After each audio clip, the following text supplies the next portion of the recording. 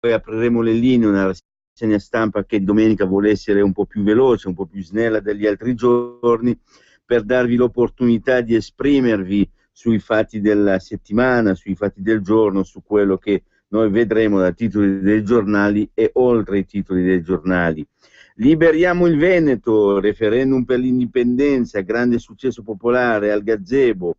Salvini dice indipendenza del Veneto dovrebbe stare a cuore a tutti, non solo ai leghisti, ma ai cittadini di destra, di sinistra e di tutti i partiti. E con Bitonci vinceremo le elezioni a Padova, ovviamente questo è il titolo della Padania e non dell'Unità. Poi Tasi, la nuova tassa dal nuovo tributo di Renzi stangata da 1 miliardo per le aziende. Poi ancora in Crimea, tensione altissima, in Ucraina puntare su 2 stati dipendenti, è l'articolo di Max Ferrari.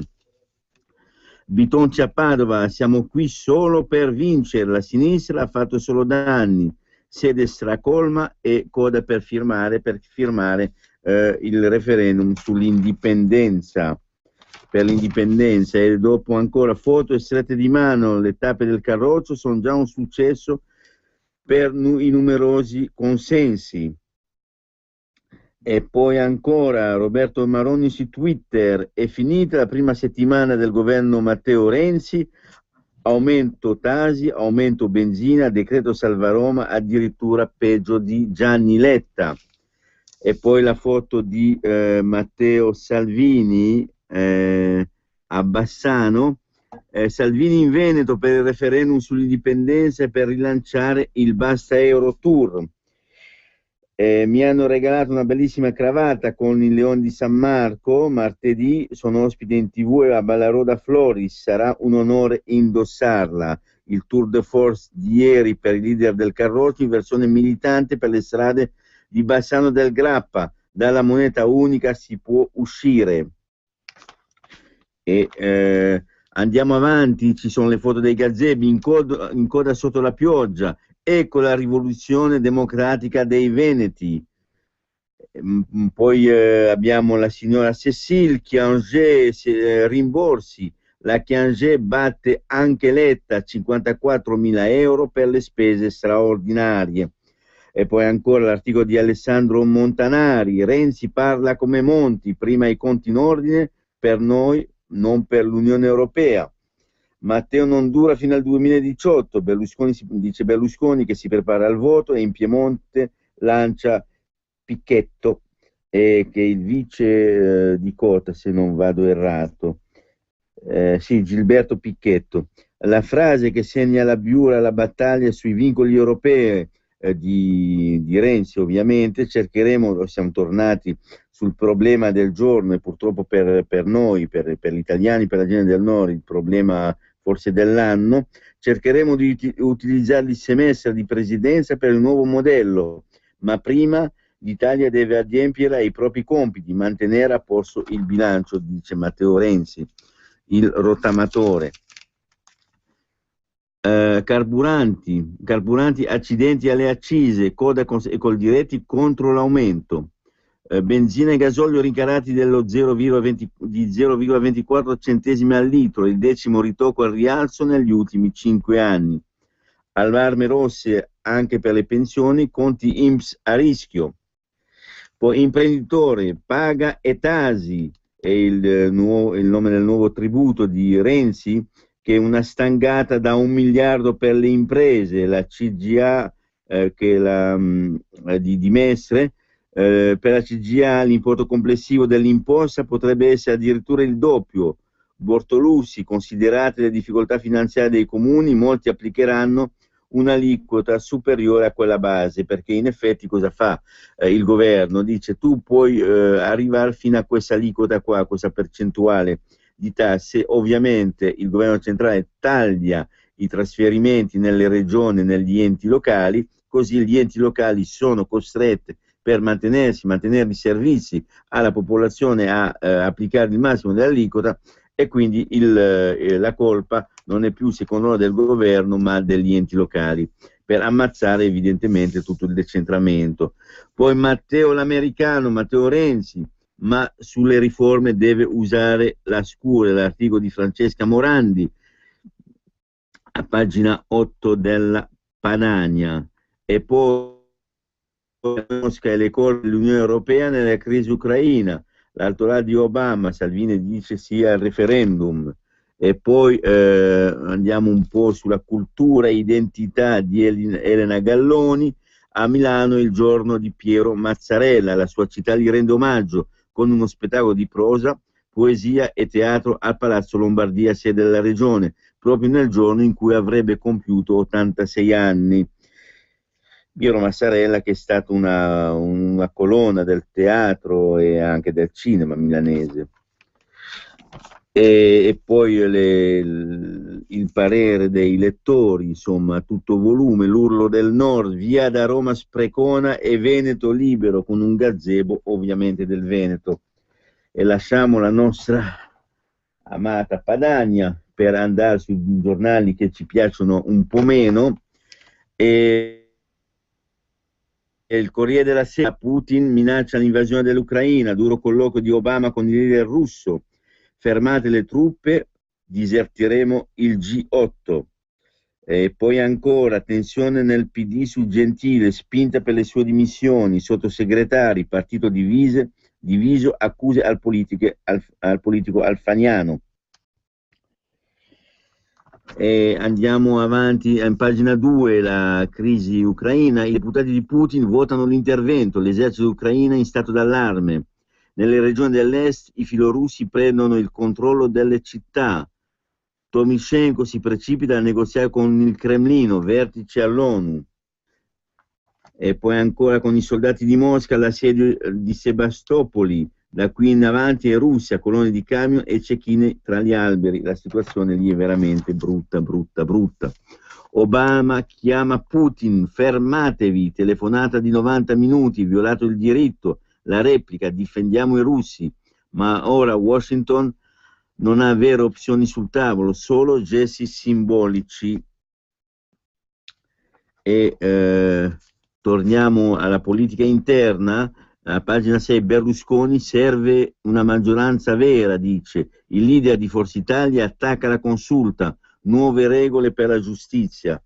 Poi Alfano chiede tempo per le riforme, l'ingresso di Albertini nel partito, eppure ritorna dopo aver fallito parecchie volte, ma ed essere stato soprattutto un po' in giro per i vari partiti, partitini, eccetera. È chiaro, questo è il mio commento. Alfano chiede tempo per le riforme, perché quando si inizia a parlare di riforma, a volerle fare, o si mette sul tavolo questo argomento, questa maggioranza rabberciata, di scopo, che ti frega, chiamare come volete, no? Inizia a dividersi, perché c'è il problema della giustizia, c'è il problema della legge elettorale, c'è il problema delle riforme, dove ognuno ha la sua opinione che diverge completamente dall'altro, e questa maggioranza attaccata con lo sputo rischia di sciogliersi. La scelta del senatore che era stato eletto con Monti, appunto Albertini, che entra nel partito del nuovo centrodestra di Alfano. E poi ancora sottosegretari nel PD, scoppia il caso Gentile, la minoranza spinge per le dimissioni dell'esponente NCD, Renzi si rimette ad Alfano. E poi ancora le nomine, si parla sempre di nomine mentre il paese è alla deriva completa, ma il vero problema sembra non essere le nomine. Umberto Del Basso: De Caro e l'indagine sui rimborsi, sono un galantuomo, dice questo signore, contro di me nessuna imputazione, il Craxiano al posto di De Luca, non ho fatto capriole, l'ennesimo caso di non so, saranno tangenti, insomma, sui rimborsi. Ecco, prima era soltanto la Lega che sembrava per due ciupa ciup che avesse rubato chissà che cosa, qualche esponente della Lega, non la Lega, due scontrini, qualche scontrino finiti dove non andavano messi, e adesso che invece questi altri signori hanno preso centinaia di migliaia di euro, insomma le cose non meritano la prima pagina sui giornali, ma meritavano invece il lecca lecca di qualcuno in regione, in qualche regione, insomma. E poi ancora, il neosegretario della cultura avrebbe dovuto rinunciare a correre in Sardegna a causa di un'inchiesta. Barracciu: io indagato, il mio partito garantista, Il codice etico del PD non esclude che in questi casi ci si possa candidare, io esperienza e titoli adeguati. E questo è il nuovo PD che si affaccia, che avanza, che dà lezioni di moralità a tutti e di morale a tutti. E poi invece ci riconciliamo un po' con la politica. A Bassano Salvini incontra sul ponte con gli amici di Renzi.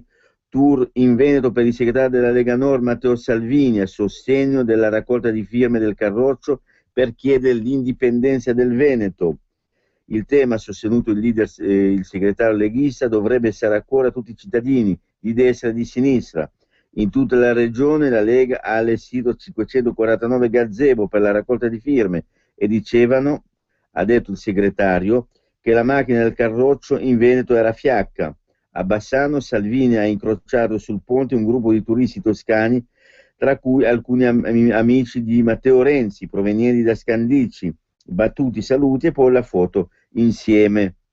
Come dire che in politica si può essere avversari, anzi si deve essere avversari, ma assolutamente non nemici, soprattutto con il popolo, che magari, secondo me sbagliando, ma vota a sinistra. Poi qualcuno mi dirà che io sbaglio a essere leghista, quindi è dialettica. Renzi al congresso PSE, conti in ordine? Non per l'Europa, ma per i nostri figli.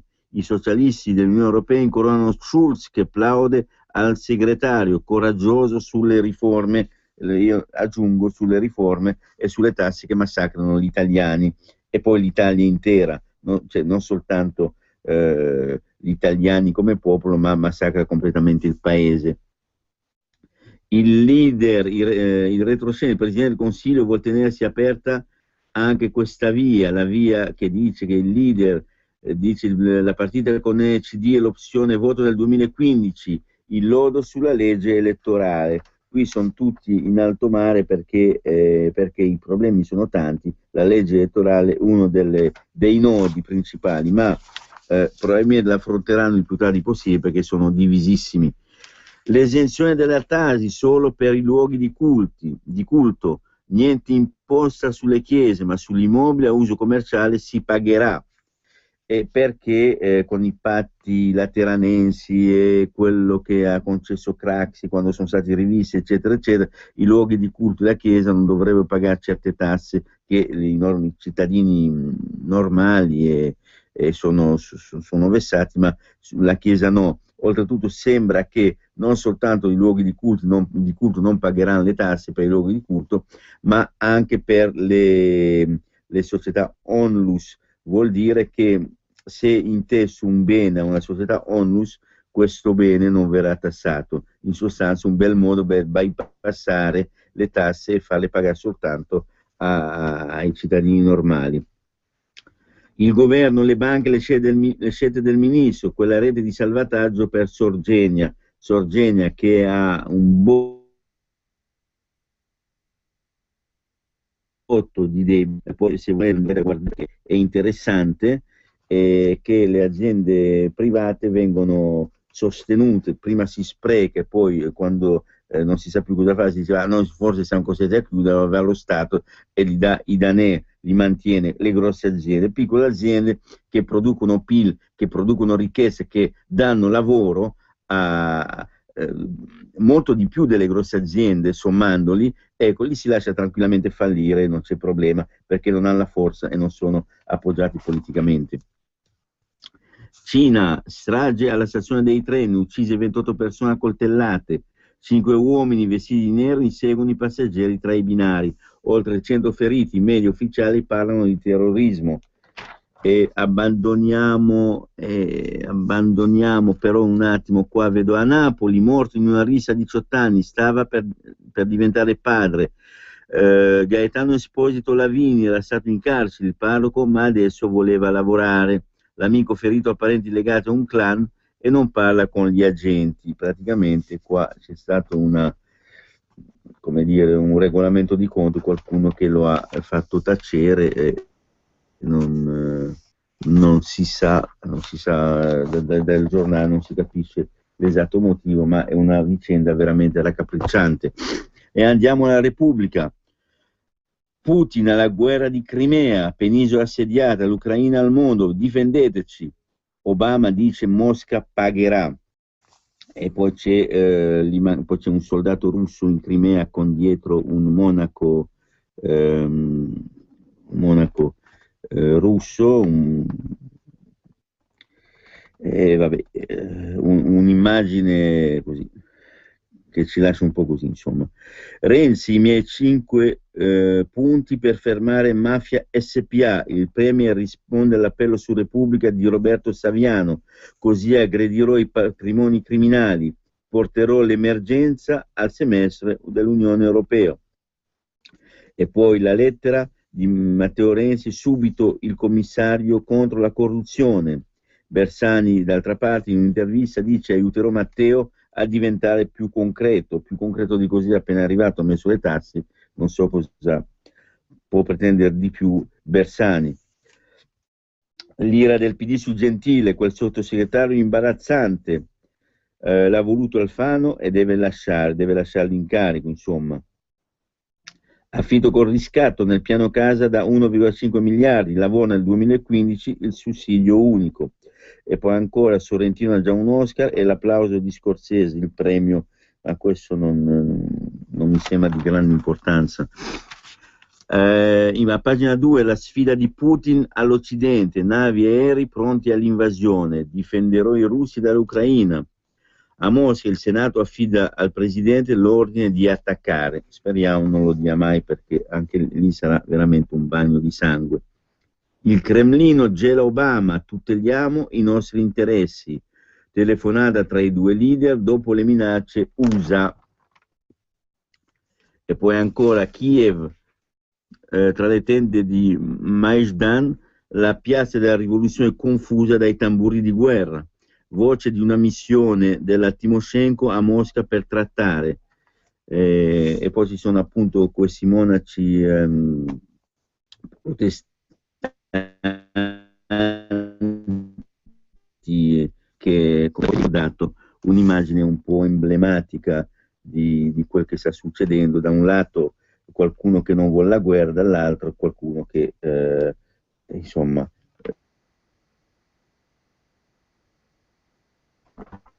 mi permetto, non sono esperto in affari russe, ucraine o della Crimea, per cui non mi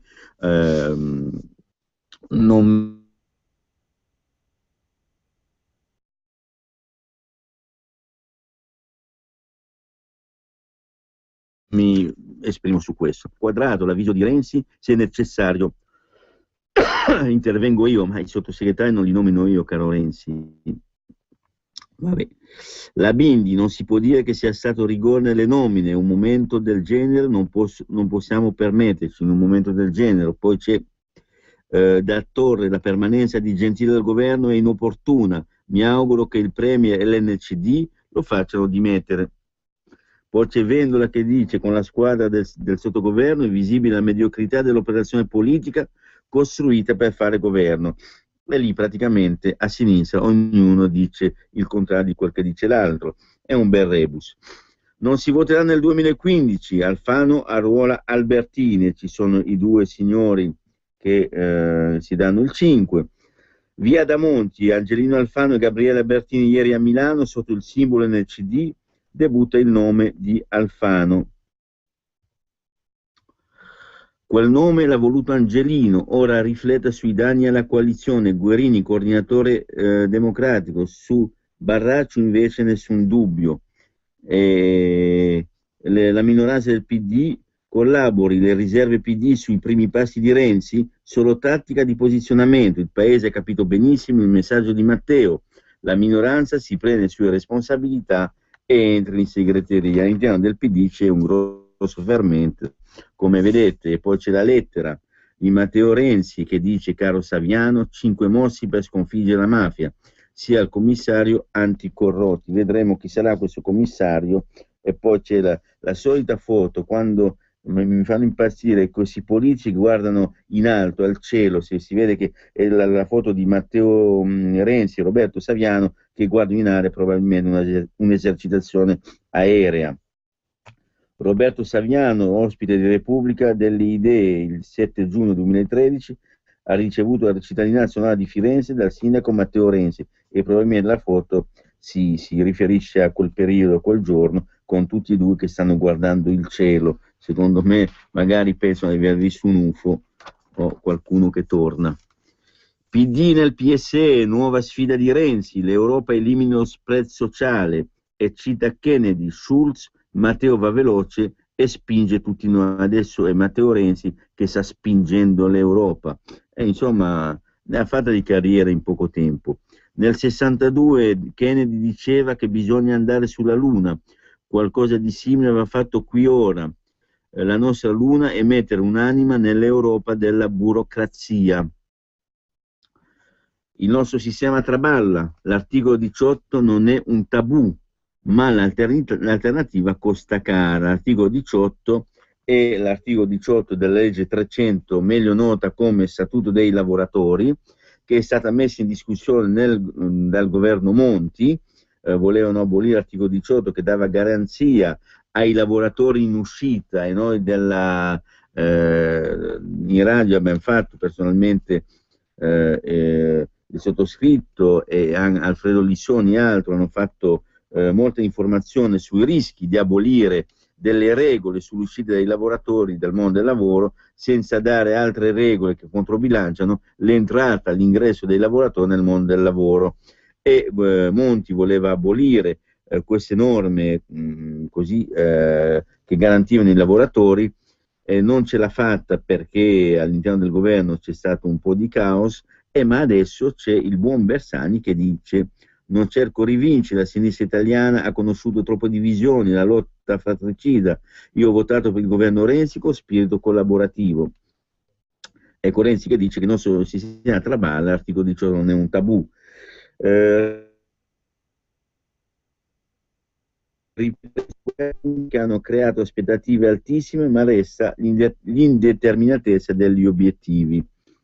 E poi ancora Civati, l'altro candidato alle primarie del PD, candidato che ha perso ovviamente: se fossi stato nel Movimento 5 Stelle mi avrebbero già cacciato. Vediamo un po' cosa dice Civati: se fossi stato nel Movimento 5 Stelle mi avrebbero espulso. Pippo Civati scherza alla presentazione di libro insieme al sindaco di Parma Federico Pizzarotti, primo grillino a aver vinto in una grande città italiana.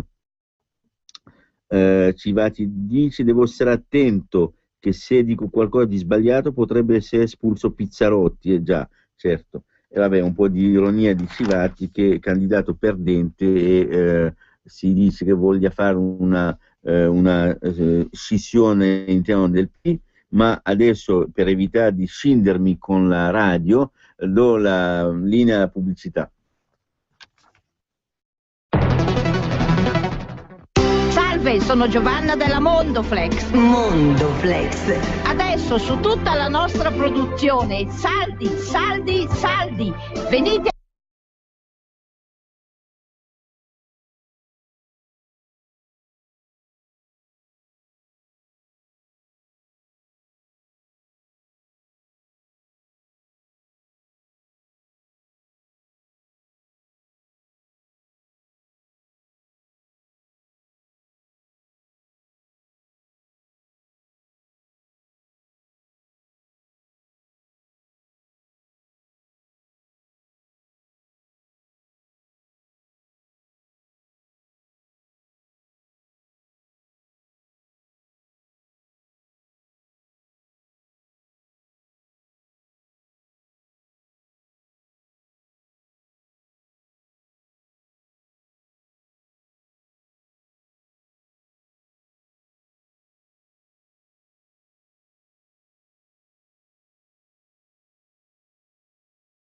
Colonie padane, noi che siamo delle colonie padane, prepariamoci.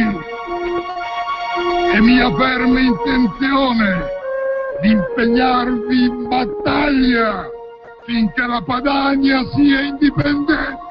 Appuntamento con la storia nel cammino verso l'indipendenza del Veneto, sabato 1 e domenica 2 marzo. Camicia verde, bandiera verde,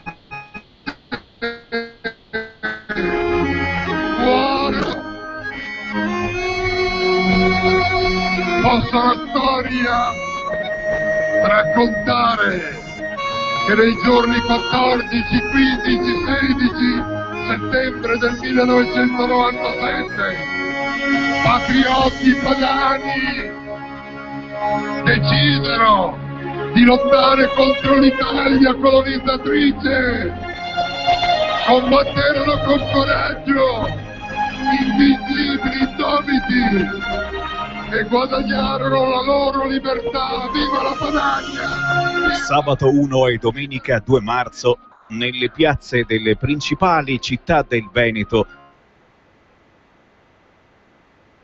verranno le firme del Consiglio regionale Veneto un referendum consultivo sull'indipendenza.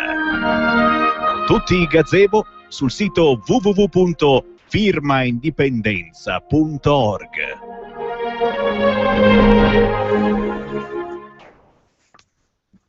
Eccoci qua tornati in diretta, diamo il benvenuto a Alfredo Lissoni che ci ha raggiunto, in realtà Grazie. È da un po' di tempo che era al di là del vetro, non voleva interrompere la rassegna stampa.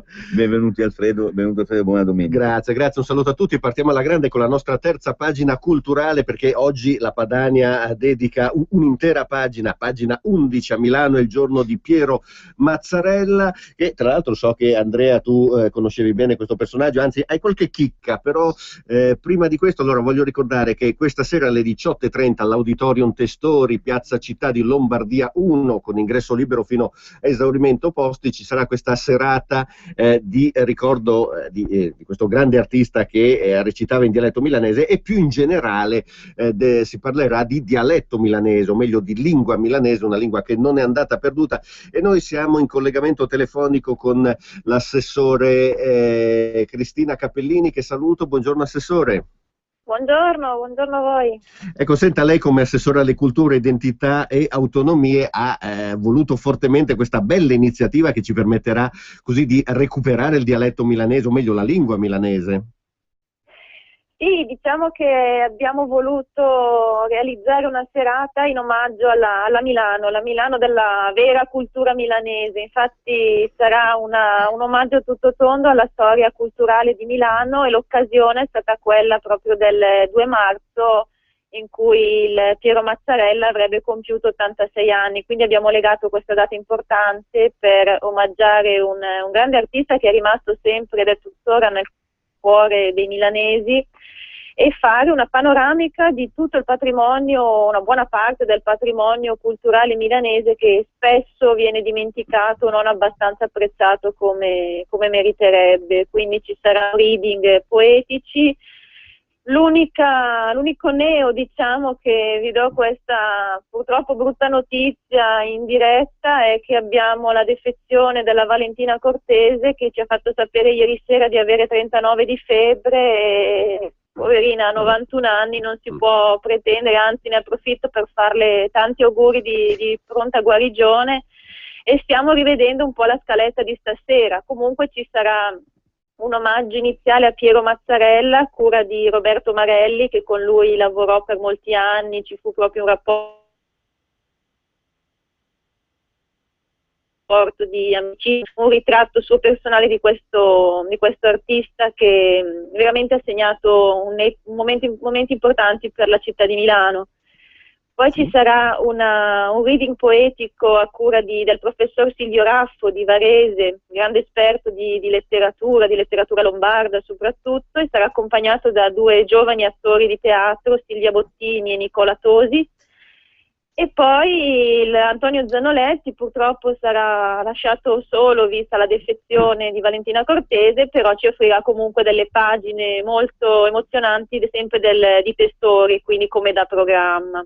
Peccato per la Valentina Cortese, che per me non importa, vedevamo l'ora di avere sul palco con noi, ma mi rendo conto che con la febbre alta a una certa età... No, chiaro. Beh, ma tanto, assessore, immagino che ce ne saranno altre di serate dedicate alla lingua milanese. Lasciamola riprendere bene, poi la recluteremo per altre iniziative, perché comunque la nostra linea è proprio quella di organizzare più eventi possibili che possano rendere omaggio alla nostra tradizione, alle nostre culture locali, alla nostra storia, perché in fondo è la nostra storia ed è giusto tenersela ben stretta e ricordarsela sempre. Infatti, speriamo venga Maroni, ora non lo diamo per certo perché gli impegni sono sempre tanti, poi insomma anche tempaccio permettendo, comunque al di là di tutto è un ottimo momento per ricordare la nostra lingua, una tradizione linguistica e culturale che ha scritto tante belle pagine, già dai tempi di Bonvensin della Riva sino ad arrivare a Carlo Porta, insomma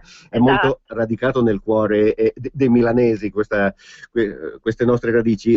Andrea, so che tu però Mazzarella lo conoscevi. Sì, certo, buongiorno Assessore. Sono Andrea Ancona, conoscevo Mazzarello, ci siamo sfiorati in qualche modo e nel libro che sottoscrivo insieme a Roberto Brivio, anzi che voglio dire Roberto Brivio, il principale autore, questa volta mi ha ricambiato il favore. C'è anche un capitolo dedicato a Pietro Mazzarella. Ecco, io credo, Assessore, che lei ha detto una cosa giustissima. Purtroppo noi abbiamo delle eccellenze di teatro, di cinema, di cultura a Milano e che vengono troppo spesso dimenticate.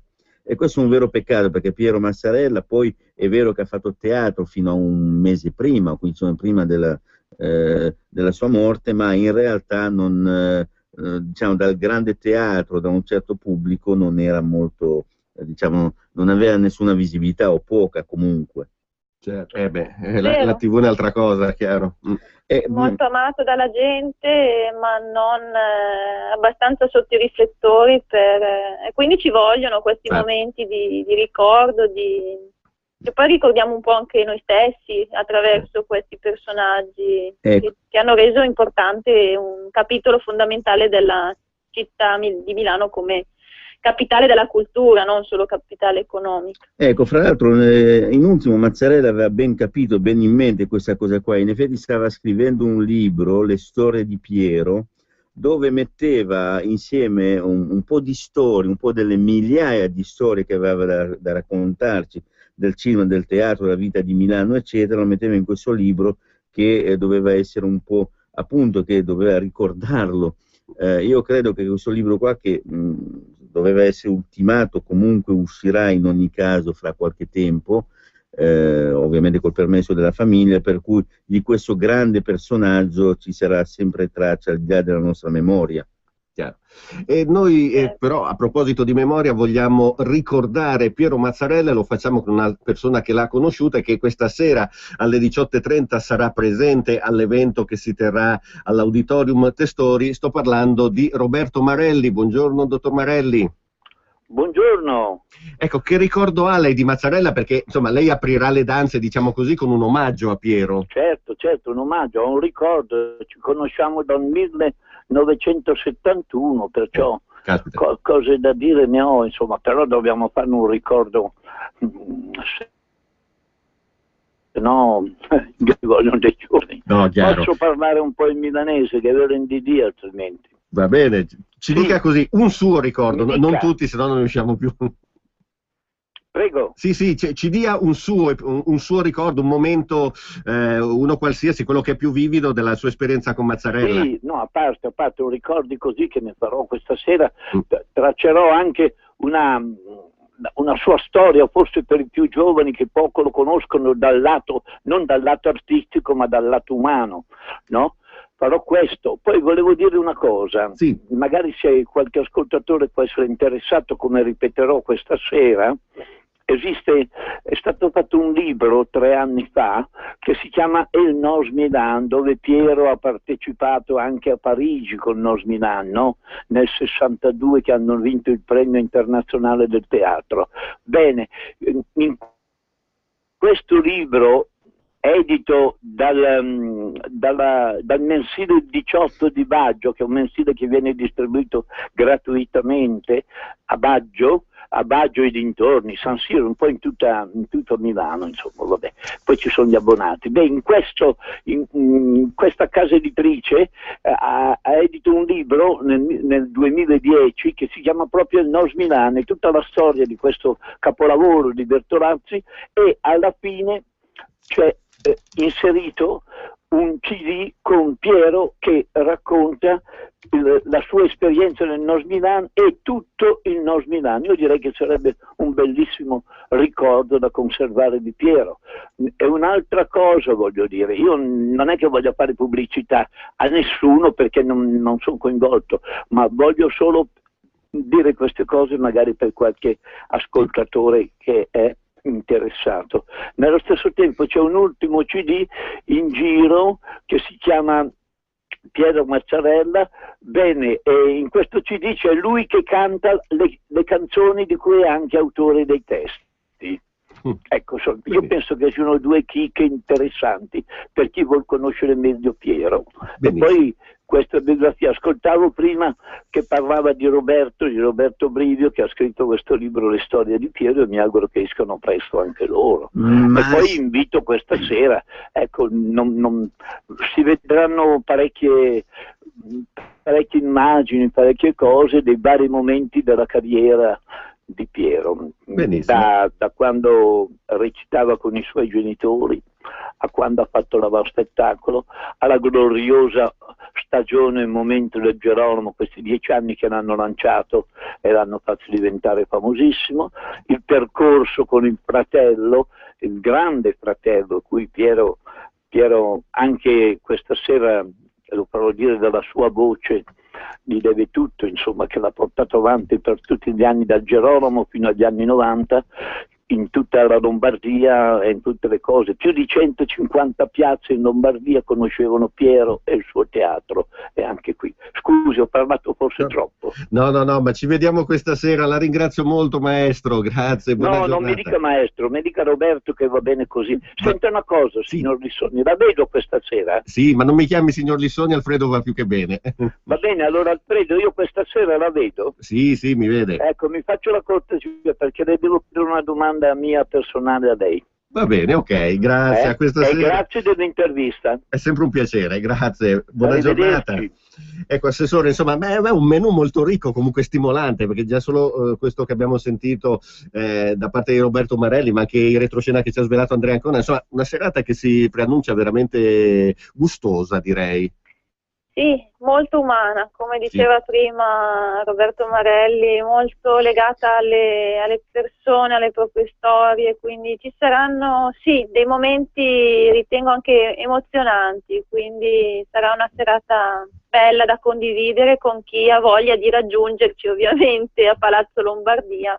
Dalle 18:30. Certo, non è in capo al mondo, più centrale di così, insomma, ben servito anche dai mezzi della metropolitana. Allora io rinnovo l'invito a tutti i nostri radioascoltatori, questa sera 18:30, ingresso libero all'Auditorium Testori, Piazza Città di Lombardia 1, c'è questa iniziativa importante, Milano, prosa, teatro e poesia della città, dedicati a Piero Mazzarella, un omaggio con Roberto Marelli, Silvio Raffo che parlerà della bella Milano in prosa e versi con Silvia Bottini e Nicola Tosi, e poi Gli angeli dello sterminio di Testori con Antonio Zanoletti e ovviamente il nostro assessore Cristina Cappellini, che saluto. Grazie, e allora l'appuntamento è questa sera, Andrea. Esattamente sì.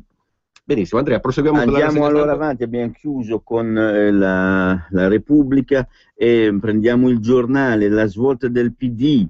Si vota tra un anno, i renziani, le elezioni non sono un tabù, tensione con NCD per il sottosegretario Gentile, tasse in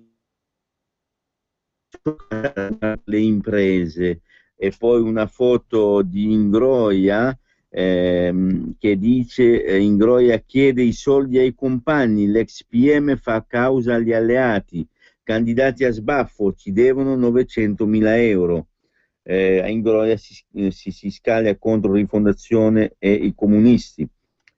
E poi la figlia di Giulia Latorre che voleva andare in TV a fare il Grande Fratello, ma non glielo hanno negato, insomma, perché un papà marò non è roba da show in TV. Io, insomma, sarei più preoccupato della sorte del papà e meno di andare a apparire in TV. E poi l'addio alla politica di Luca Cordero di Montezemolo, dalla Ferrari all'Italia, Montezemolo decolla, ha lasciato la sua creatura politica, Italia Futura, libera di seguire una nuova strada, con il nuovo movimento di Corrado Passera. Intanto per Luca Cordero di Montezemolo si aprono le porte di Alitalia, insomma magari andrà a fare qualche danno di là, non si sa. E poi a pagina 2 il Cavaliere aspetta Renzi al varco, vediamo se mantiene i patti, dice Berlusconi.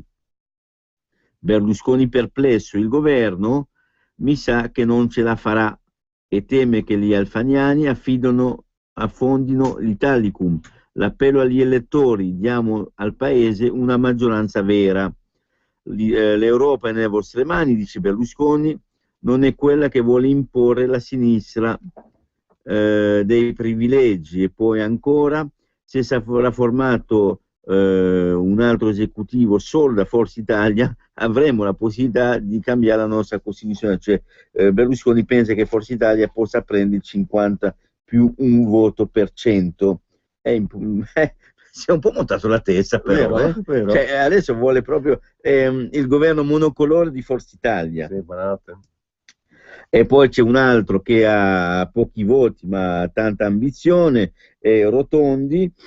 Rotondi si lancia, io leader del centrodestra, nasce l'Unione dei Movimenti Popolari, l'ex ministro provoca, farei il prestanome di Silvio. Questo veramente, la politica è straordinaria, è bellissima, si nutre di illusione, dà come in passo illusione. C'è questo Rotondi che ha 4 voti messi in croce, che però rappresenta qualche potere del paese, democristiano, eccetera, e questo si proclama leader, autoproclama leader del centrodestra. Ti dirò che non ritengo che la Lega sia un movimento né di destra né di sinistra, a me non interessa molto che il loro leader, ma voglio dire, io metterei un leader che ha quantomeno un consenso popolare, insomma, ecco. Cosa ne pensi tu? Non mi fare parlare, mi ricordo i manifesti dove c'era lui, c'era Zambetti, non dico altro. Ah, ecco. Non mi fa parlare. Poi i guai dell'esecutivo, a pagina 3, il cammino delle riforme, Italicum alla prova dell'Aula, obiettivo si vota tra un anno. La legge elettorale alla Camera martedì, Renzi vuole accelerare ma la strada è in salita, nel PD spunta l'ipotesi di accorpare politiche comunali a Roma per far fuori Marino. Ma lì, ma a me viene da ridere, perché da quando ha detto Letta stai sereno, no? E lì non sono i coltelli nel PD, sono i missili che partono.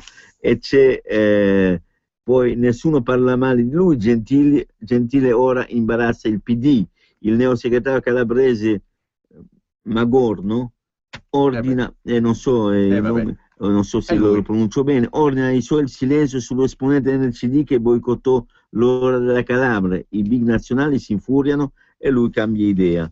Vabbè. E i più importanti invece la mazzata da 1 miliardo per le imprese, l'aumento della tasi deciso dal governo Renzi metterà in ginocchio le aziende e Forza Italia insorge. E ci sono la Mara Garfagna, Storace, ognuno dice la sua. Insomma, mi sembra più interessante quel che dice Matteo Salvini. Quella del governo Renzi è stata una pessima partenza, tanto per essere chiari. E poi c'è la Santanchè molto sarcastica come al solito, ma Alfano ci è o ci fa, è stato in 2 governi dove ha solo alzato le tasse. Sì, deve anche capire, collegare forse, far pace col suo cervello, il caro Alfano. La bellezza invisibile di Roma che ora Marino deve sfruttare. Il sindaco ha ottenuto dal governo le risorse ingenti, il famoso decreto, l'ennesimo decreto Salva Roma, perché ogni governo che arriva si fa un decreto Salva Roma. Saranno per valorizzare i tanti gioielli nascosti. A me fa paura questa roba qua. Dalla Domus Aurea alla Basilica Neopitagorica fino al Palazzo Senatorio. I guai dell'esecutivo, disastro capitale. Mi piace molto il titolo, disastro capitale, che dà proprio la misura di esatto, bravissimo, la misura proprio. No? Poi paghiamo noi, quindi che gli frega loro. Sì, appunto. E però è bello che si sappia che c'è un disastro Roma, ci poteva essere un disastro Milano, un disastro Brescia, come, però il disastro adesso lo vediamo a Roma e a Palermo in Sicilia, perché ci sono le due, anche la Sicilia. No, ma in realtà è una cosa gravissima, perché la capitale ha fatto fallimento, non ha i soldi, e però è passata così sta cosa. Cioè, vuol dire che un paese è fallito, non Roma un paese è fallito. E di più, perché poi sempre più diciamo, regioni del sud sono costrette a o a ocultare i conti o a dichiarare fallimento, o quasi, no? Perché succede anche per la Sicilia, la stessa roba. Montezemolo, addio alla politica, il suo futuro è targato all'Italia. Addio all'Italia allora. Ecco, non voglio pensare, i lavoratori immagino che facciano i salti di gioia, al contrario. E Ingroia chiede i soldi ai suoi ex alleati, l'ex leader di Rivoluzione Civile fa causa al partito di Rifondazione Comunista, ai Verdi e ai comunisti italiani. Ci dovete 900.000 euro. Vediamo se c'è ancora qualcosa di interessante, ma no. Poi si parla di politica estera e l'abbiamo visto, passiamo al giorno. Anche il giorno non è che proprio si entusiasma, ma lo prendiamo per un dovere di cronaca. Ucraina, Putin pronto alla guerra, via libera del Parlamento russo all'invasione, Kiev chiede protezione alla NATO, dovete difenderci, USA e Unione Europea in allerta, vertice d'emergenza all'ONU, la Tomishenko vola a Mosca per mediare. E poi Renzi, i conti ok per i nostri figli e Schulz fa il tifo. Guerini Padoan Guerini il reggente del PD, Guerini Padoan dovrà seguire Matteo. Vabbè, cioè, il modo è il giorno di fare i titoli che non si capisce poi il contenuto, perché per evitare di leggere l'interno della notizia dobbiamo dare almeno, cerchiamo di fargli dare un senso soprattutto al titolo, poi c'è tutto pagine foto sulla crisi, soprattutto foto, perché di contenuti proprio profondi io non ne vedo molto sulla crisi ucraina. E veniamo alla nostra, diciamo, le cose di casa nostra. PD, il reggente Guerini e Padoan, l'economia decide la politica, altolà i burocrati, la legge elettorale si fa anche con Forza Italia, e c'è questo signore di classe 1966, un ex DC, ma il PD è pieno, cioè soltanto i DC comandano. Hai visto? Ma io non lo so. È il nuovo che avanza. Ma sono i democristiani, questi ormai, cioè, i democristiani veramente moriremo democristiani, cioè non ci sarà più il partito della DC, tranne quello Rotondi, ma voglio dire che lui e la sua famiglia. Ma non era democristiano anche lui? Sì, no, dico, tranne Rotondi, che è democristiano, no? Vero, e poi qualcuno così. E la DC vive, lotta insieme a noi, non lotta contro di noi, no? Le sue idee non moriranno mai, è uno slogan della sinistra, no? Sì. Ma sono in tutti i partiti questi e hanno preso il potere all'interno del PD, perché ognuno che è nominato è un ex DC. Vabbè, comunque, poi c'è Berlusconi che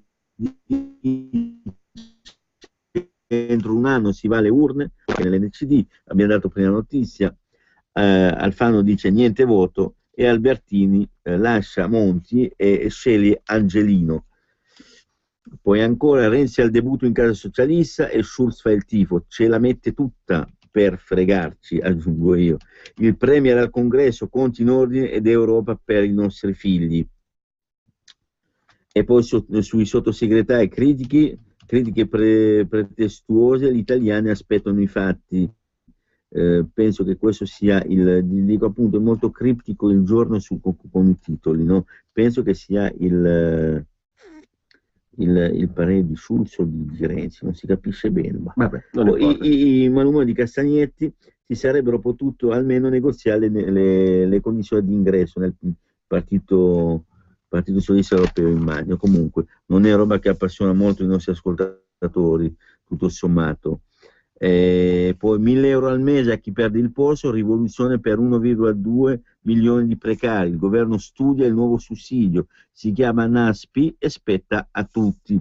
Io voglio vedere con che soldi lo fanno questa roba qua, che potrebbe anche andare bene, bisogna vedere, perché questo, come qualcuno, noi l'abbiamo detto qua, qualcuno l'ha detto un po' dopo, dice questi sono i titoli iniziali di questo, dei governi, insomma, poi il contenuto lo vedremo. Ma dove li pigliano i soldi che stanno già pensando appunto, a mettere le tasse? E poi ci sarà anche come si chiama lì, il reddito di cittadinanza. Sì, buonanotte. Cioè, voglio dire, qua si fanno le nozze con i fichi secchi praticamente.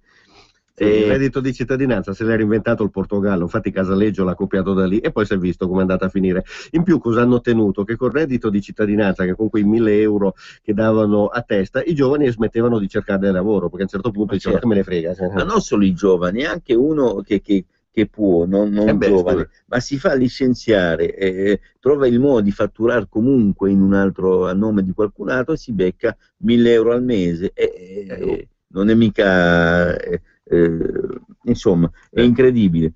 Invece di fare, ad esempio, una cosa che molti nostri associatori, fra l'altro molto intelligentemente, chiedevano, no? La possibilità di scaricare, ad esempio, tutti gli scontrini. Ecco. Diciamo, cambia metodo, cambia passo. Vuoi copiare l'America, fai come in America, no? Si scarica tutto, chi sbaglia, chi sgarra a quel punto lì, cioè paghi le tasse soltanto sul netto che ti rimane in tasca, tasse alte, no? Come la tassa di successione in America ti massacra il 50%, no? Perché dice, ma tu figlio, perché hai diritto a queste cose qua, no? E a quel punto lì fanno in modo di investire, di comprare, eccetera. C'è tutta un'altra politica economica, no? Certo. Perché non conviene tenere i soldi a marcire, in sostanza. Un minuto prima della pubblicità. Ecco, il titolo di Libero: arriva la Tasi di Renzi, peso dell'IMU di Monti. E diamo il numero per chi ci vuol telefonare allo 02 66 20 35 29, poi 2 titoli ancora dopo la pubblicità di Libero, apriamo le linee. E allora, linea alla regia. Radio Padania Libera allarga i suoi confini. Da oggi puoi ascoltarla dal tuo tablet o smartphone con tecnologia Android o Apple. Scarica l'applicativo e potrai portare sempre con te la tua radio preferita. Radio Padania Libera, senza più confini. Ma io la devo ringraziare Vespa stasera, perché ho ascoltato più che perché e mi sono fatto l'idea che non ne veniamo fuori, e che se la Regione Veneto si appresta a votare un referendum per l'indipendenza del Veneto, e tutti i sondaggi dicono che la maggioranza dei veneti è a favore. Indipendenza da che cosa, scusi? Dal resto del paese. Appuntamento con la storia nel cammino verso l'indipendenza del Veneto. Da tempo immemorabile abitiamo, insediamo, lavoriamo, proteggiamo ed amiamo queste terre tramandateci dai nostri avi, attraversati e dissetate dalle acque dei nostri grandi fiumi. Sabato 1 e domenica 2 marzo, nelle piazze delle principali città verranno raccolte le firme per inoltrare una petizione al Consiglio regionale, un referendum consultivo per l'indipendenza del Veneto. Appuntamento sabato 1 e domenica 2 marzo nelle piazze delle principali città del Veneto. La lista sul sito www.firmaindipendenza.org. Ladri e rapine? Chiama Sicurbet e installa Dialogos. Telefono 389 11 89 705. Antifurto senza fili o videocontrollo da 980 euro netti. Chiama il numero 389 11 89 705. Prima è meglio che dopo. Sicurbet 389 11 89 705. L'immagine della tua azienda è fondamentale. Il partner giusto è Damiano Brambilla, professionista del settore arti grafiche. Offre un servizio personalizzato, dall'ideazione della grafica all'esecuzione della stampa, con tecnologie innovative che assicurano la massima qualità del prodotto. Depliant, cataloghi, roll-up, striscioni, manifesti. Con Damiano Brambilla la tua azienda troverà il giusto mezzo per farsi notare e scegliere. Chiama subito il 338 30 55 350 o scrivi a dambram@tin.it. Quando vuoi regalarti un esclusivo momento di piacere, non c'è niente di meglio di un buon caffè preparato con l'inconfondibile Caffè Padano. Caffè Padano, l'espresso buono come quello del bar. Bevi un caffè Padano e sostieni Radio Padania. Chiama subito il numero verde 800 08 68 69 e acquista una fornitura di Caffè Padano. La macchina del caffè è in omaggio, grazie a Radio Padania, la tua radio. Chiama l'800 08 68 69 e prova direttamente a casa tua l'inebriante aroma del Caffè Padano. E ricorda, chi beve Caffè Padano sostiene Radio Padania. Caffè Padano, mai assaggiato un espresso così? Per la tua pubblicità su Radio Padania Libera, chiama il numero 02 66 23 44 22.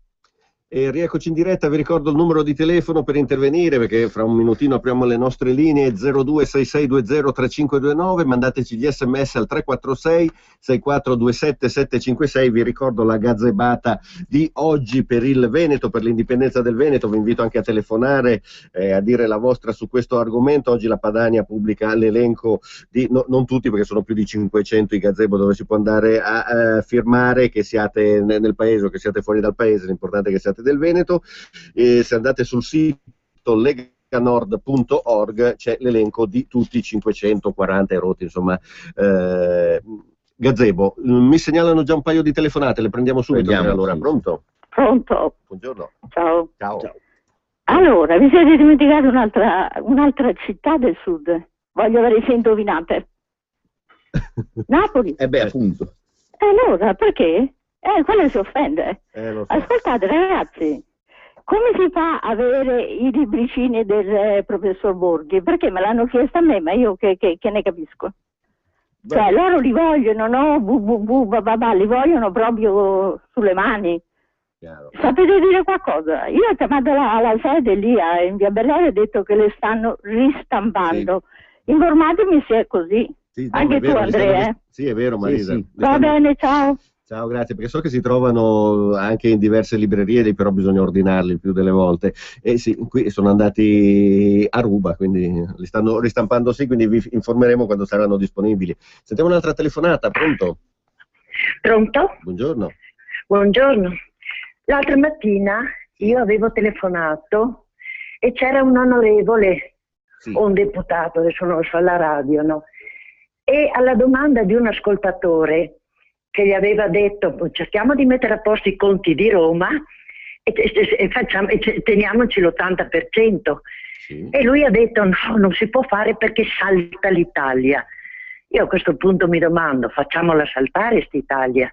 Siccome io volevo fare questo discorso, mi sentite? Sì. E avevo telefonato e in base a quanto aveva detto una signora che secondo lei il sindaco Marino non è giusto che dia fuoco a Roma perché lei aveva capito così, io ho detto questa signora spara delle cazzate. Solo per aver detto cazzate, quando alla radio si sentono parecchi presentatori che C di qua e C di là, insomma lo dicono spesso e volentieri, e il signor Morelli, che io ritengo una persona piena di boria e saccente, mi ha messo giù il telefono, non mi ha lasciato dire quanto io vi ho detto poco fa.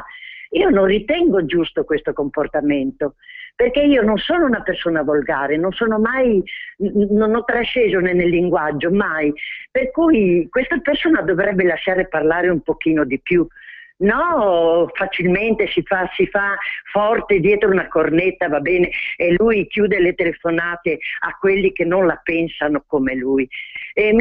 Scusatemi tanto, io vi ammiro per la vostra umiltà e la vostra bravura nel presentare, cioè nell'essere lì alla radio. Grazie, buongiorno. Grazie. Telefonate così mi mettono in imbarazzo perché non so come siano andati i fatti, poi sembra che uno si debba schierare, cioè, preferirei che poi i radioascoltatori si chiarissero direttamente con gli interessati. Sì, poi c'è da dire una cosa signora, al di là del contenuto di una telefonata, a volte ci sono 2 o 3 telefonate in attesa, e per non far aspettare troppo, perché poi la gente sotto si lamenta ovviamente, si è costretti a tagliare, ma non è al di là del contenuto della telefonata, della critica o meno. Sì, non credo che sia per una parolaccia. No, ma assolutamente no, poi uno è pressato, no? Dai tempi radiofonici e questo succede. E noi siamo pressati dal regista che continua a indicare 2-2, sentiamo un'altra telefonata, pronto? Pronto, salve, sono Claudio da Pavia. Salve Claudio. Rifacendomi anche la telefonata della signora precedente, in merito di censura, una curiosità, il famoso filmato della Chienghi contestato a Roma sonoramente mentre faceva le spese nei negozi di lusso, fateci caso, è improvvisamente sparito da YouTube dopo 2 giorni, provate a cercarlo, sono talmente potenti che lo fanno da YouTube, è sparito, trovate di tutto e di più, quel filmato c'è stato 2 giorni su YouTube, adesso non lo trovate neanche morire. Grazie, lo so. È sparito come lei, ma la stessa cosa lo fanno anche con i video della Boldrini, però. Sentiamo un'altra telefonata, pronto? Sì, pronto? Buongiorno. Pronto? Sì, pronto. Telefono da Belluno. Sì. Ieri c'era il gazebo qui nella nostra città, no? Io ho anche filmato, eccetera. Poi sono andato via e stamattina sono ritornato su per chiedere se quante firme, ma il gazebo non c'è. Come mai? Si informi, vedete? Nessuno che sa dire perché non ci sia il gazebo a Belluno. Infatti. Vabbè, Belluno ha detto il radioascoltatore. Grazie, salve. No, ma infatti giustamente mi faccia notare che se l'hanno fatto ieri non lo fanno oggi. Ma magari apre alle 10, vuol dire, non è che...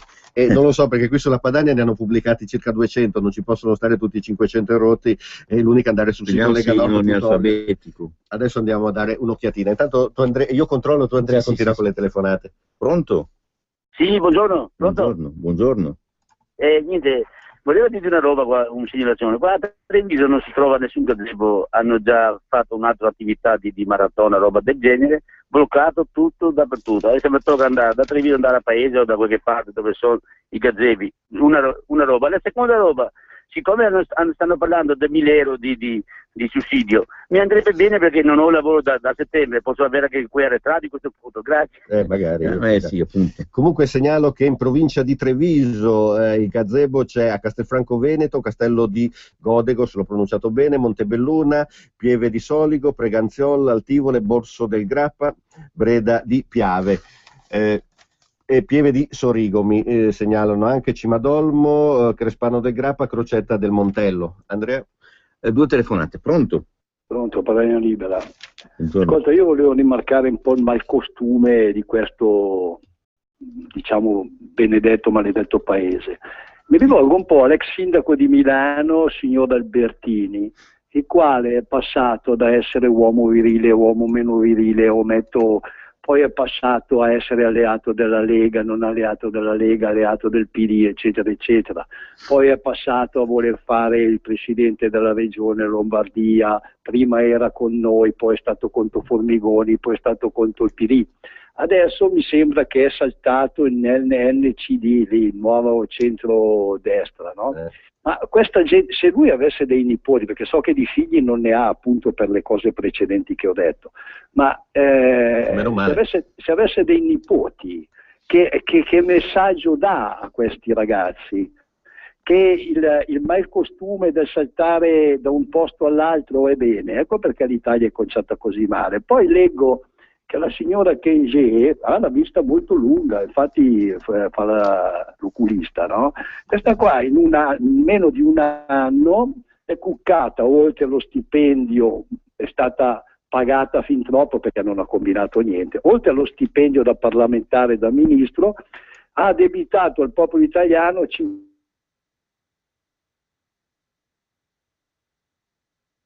8.000 signora Kenji, dottoressa, scusi, se lei quei soldi lì li avesse mandati nel suo paese, nel Congo, molto probabilmente quella somma sarebbe servita per costruire o un mezzo ospedale o una scuola.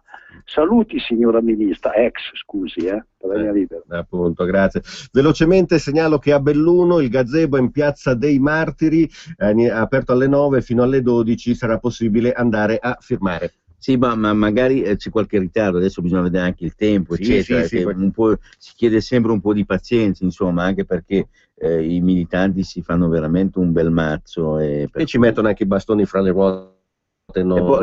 E poi quando appena c'è qualcosa, qualche evento lì vicino all'ultimo momento, dico, scusate, ma ci siamo dimenticati, non potete fare quel gazebo lì. Pronto? Buongiorno Walter da Mestre, buongiorno D'Antona. Buongiorno Walter. Allora, io volevo un attimo spiegare alla signora il signore che ha chiamato da Belluno che i gazebi vengono spostati perché i volontari, ahimè, sono sempre gli stessi, e il gazebo viene aperto, ad esempio ieri qui a Marghera era dove si svolge il mercato, e oggi che non c'è mercato e che la gente deve firmare, ha firmato in quel posto, viene spostato in un altro posto. Quindi se lui non l'ha trovato nella stessa via, nella stessa piazza dove ha firmato ieri, è semplicemente perché il gazebo probabilmente è lo stesso che avete indicato voi con l'indirizzo, ed ecco perché nella Padania di oggi sono pubblicati gli indirizzi di circa la metà dei gazebi complessivi, perché sono gli stessi che sono stati spostati da un posto all'altro. Questa era una precisazione. Poi semplicemente una considerazione sul fatto dei politici, prendo lo spunto dal discorso di Albertini. ma o capiamo una cosa o veramente siamo fuori, noi fuori dal mondo. Il politico, e lo vediamo soprattutto nelle mega cariche di Bruxelles, è una persona che al giorno d'oggi, non dico in assoluto, ma al giorno d'oggi si vende al miglior offerente, in senso generale, ovviamente ci sono delle eccezioni, ci mancherebbe altro, ma per arrivare alla scalata di Presidente della BCE, di Presidente della Commissione Europea, e capite a chi mi sto riferendo, ma signori, bisognerà aver fatto qualcosa di particolarmente utile per queste altre persone che ti mandano in quel posto, anche a scapito dei tuoi conterranei, dei tuoi compatrioti. Buona giornata a tutti. Grazie, salve. Un'altra telefonata, pronto? Pronto? Buongiorno. Sono Francesco di Villa Mironi, provincia di Alessandria. Sì.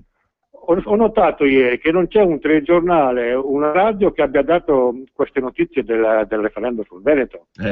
Io dicevo che abbiamo un grande segretario che è Matteo Salvini, ti mettono un gazebo davanti alla RAI fisso come una protesta, e la RAI è pubblica, non dovrebbe dare queste notizie. Poi ho saputo che adesso Matteo martedì va a Ballarò, gli faccio un appello che ci sono 4 milioni o 5 milioni di persone che guardano Ballarò, una vetrina molto importante, di presentarsi in forma e molto gagliardo per acquistare voti. Beh, chiaro. Beh, ma ciao, buona giornata. Ciao, grazie. Allora, ciao Alfredo, visto che su Facebook si parla della Sardegna alla Svizzera, non è una novità, quando era Regno di Sardegna, parte del territorio svizzero faceva parte del regno, che pensi, ci scrive Franco da Olbia. E poi ancora la prima cosa che ha fatto è stata l'ultima che avrebbe dovuto fare, ha aumentato le tasse sulle imprese. Tasi. E Leopoldo, ci scrive Max Misud. 0266203529, pronto? Pronto? Buongiorno. Buongiorno. Vorrei dire due cose brevemente. Sì. La prima cosa è questa. Il signor Morelli effettivamente non lascia parlare. Non so se è stato nominato direttore della RAI o che cosa, ma comunque non è stata la scelta giusta. Io vi consiglierei di lasciarlo lavorare al comune e che si prenda il suo stipendio che gli diamo noi. Quindi ecco, l'altra cosa è: organizzatevi un po' bene, fate i calendari con le vostre manifestazioni e dite oggi siamo qua, domani non ci siamo più. L'organizzazione vi manca un po', Arrivederci. Va bene, grazie. Però inviterei a finirla questa storia di Morelli, perché restiamo sui temi concreti, non se mi piace un conduttore piuttosto che un altro, perché allora magari in un'altra trasmissione chiamano dicendo non mi piace Ancona piuttosto che Lissoni, quindi restiamo sui temi concreti. Il discorso dei gazebo, ahimè, sono 547 mi pare, ovviamente non è possibile pubblicarli tutti sulla Padania perché significherebbe fare una Padania solo di questo, e ovviamente noi non possiamo conoscerli tutti, quindi per questo li mettiamo tutti su internet. E ora mi rendo conto che magari tante persone non navigano, ma la cosa migliore a quel punto è una telefonata in sezione per chiedere oggi ci siete o non ci siete, perché guardate che onestamente è veramente difficile sul momento dire andare a cercare se un gazebo c'è o meno. Noi cerchiamo di farlo nei limiti del possibile, ma non ci si sta dietro. 500 e rotti gazebo, non sono 2 o 3, quindi sentiamo un'altra telefonata. Pronto? Pronto? Buongiorno. Pronto, buongiorno signor Alfredo. Sì, va bene Alfredo. Sono Elena da Genova. Sì. Purtroppo una veneta prestata alla Liguria, ma veramente ce l'ho nel gozo questa Genova qui che è disordinatissima. Volevo dire una cosa. Sì. Dunque, la signora Chienghe, come si dica, non vorrei non offenderla. La Sciura Cecilia. Venerdì è stata su su TGcom 24 di Mediaset, e il giornalista tanto gentile gli ha detto: ma scusi signora, come si sentiva lei con gli attacchi beceri della Lega? Io voglio denunciare questa cosa, che Salvini faccia qualcosa, che lo denunci quel signore, perché io da leghista, non razzista, perché ho avuto in casa un fidanzato di mia figlia per 3 anni marocchino, quindi ho accettato tutto nella mia vita, mi sono sentita offesa. Vorrei che Salvini facesse qualcosa con quel signore lì. A proposito, era stata lì mezz'ora perché voleva per vendere il suo libro, diciamo. Dai, ha scritto un libro. Bene.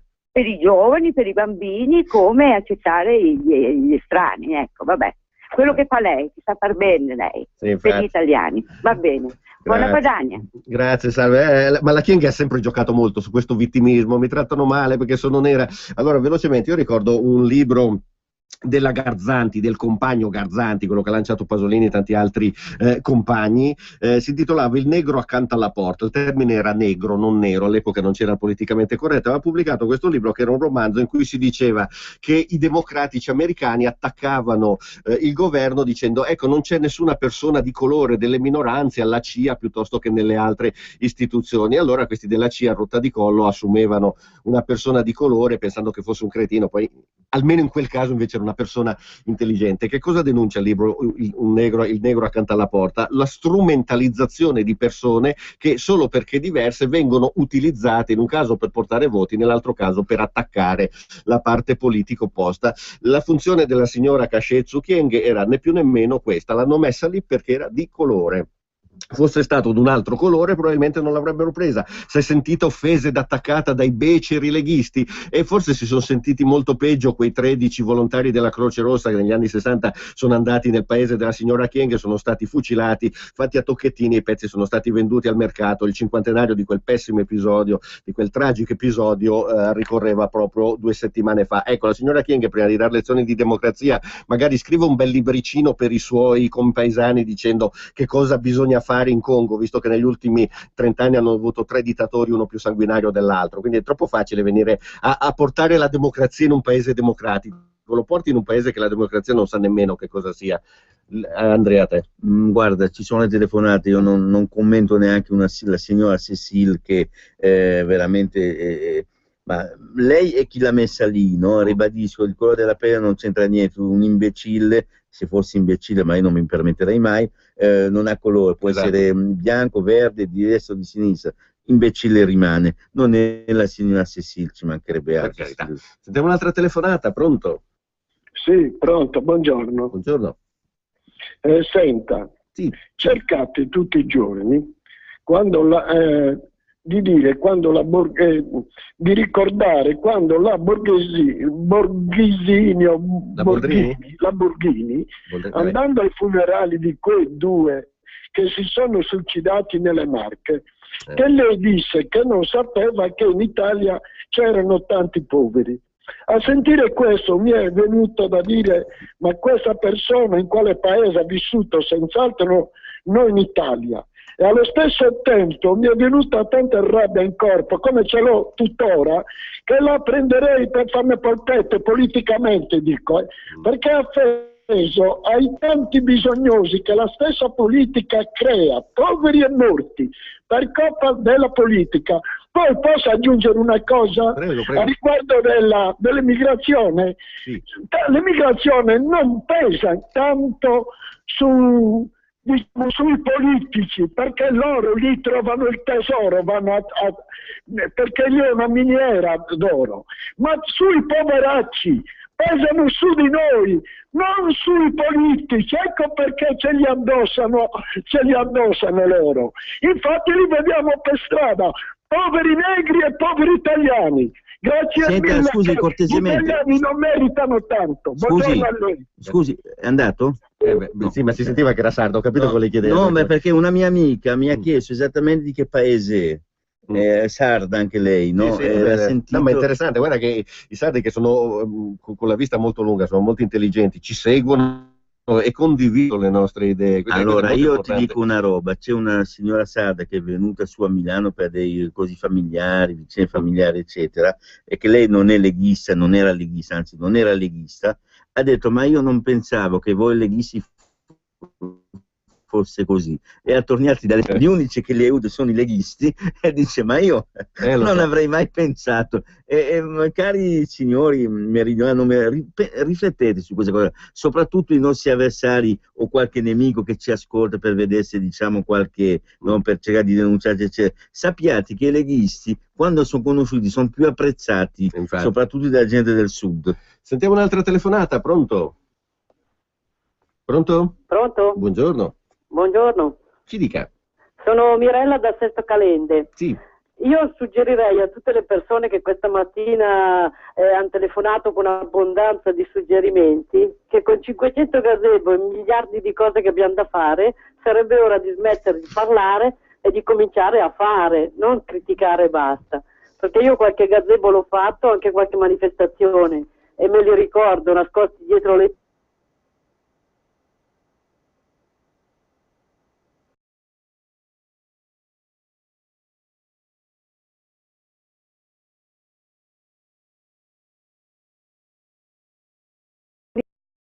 Andrea e Alfredo, prima di tutto, che ascolto ogni domenica con tanto piacere. Oh, grazie. Dopo vado a firmare qui appunto a Montecchio Precalcino. E quello che mi dispiace è che dove lavoro io è un ente pubblico e nessuno parla dell'indipendenza appunto del Veneto, e questo un po' mi rammarica.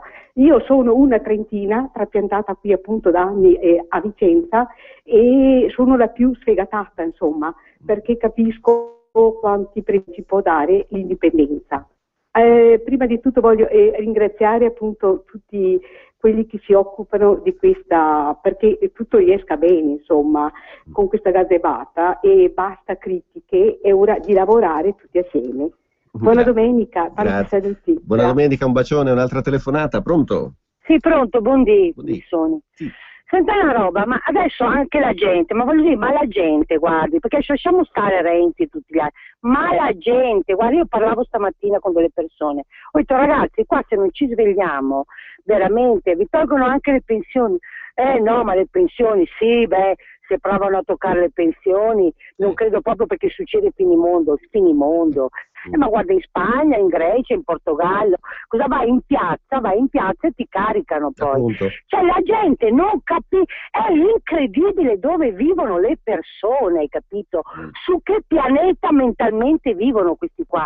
Renzi, è impossibile che la gente non capisce che questo qua sta raccontando, ma come si fa? Non abbiamo una moneta, non possiamo stampare titoli di Stato, ma dove li va a prendere i soldi? O va a prendere da quelli che li hanno, questi qua scappano, oppure sai cosa faranno gli Sony, qui chiudo?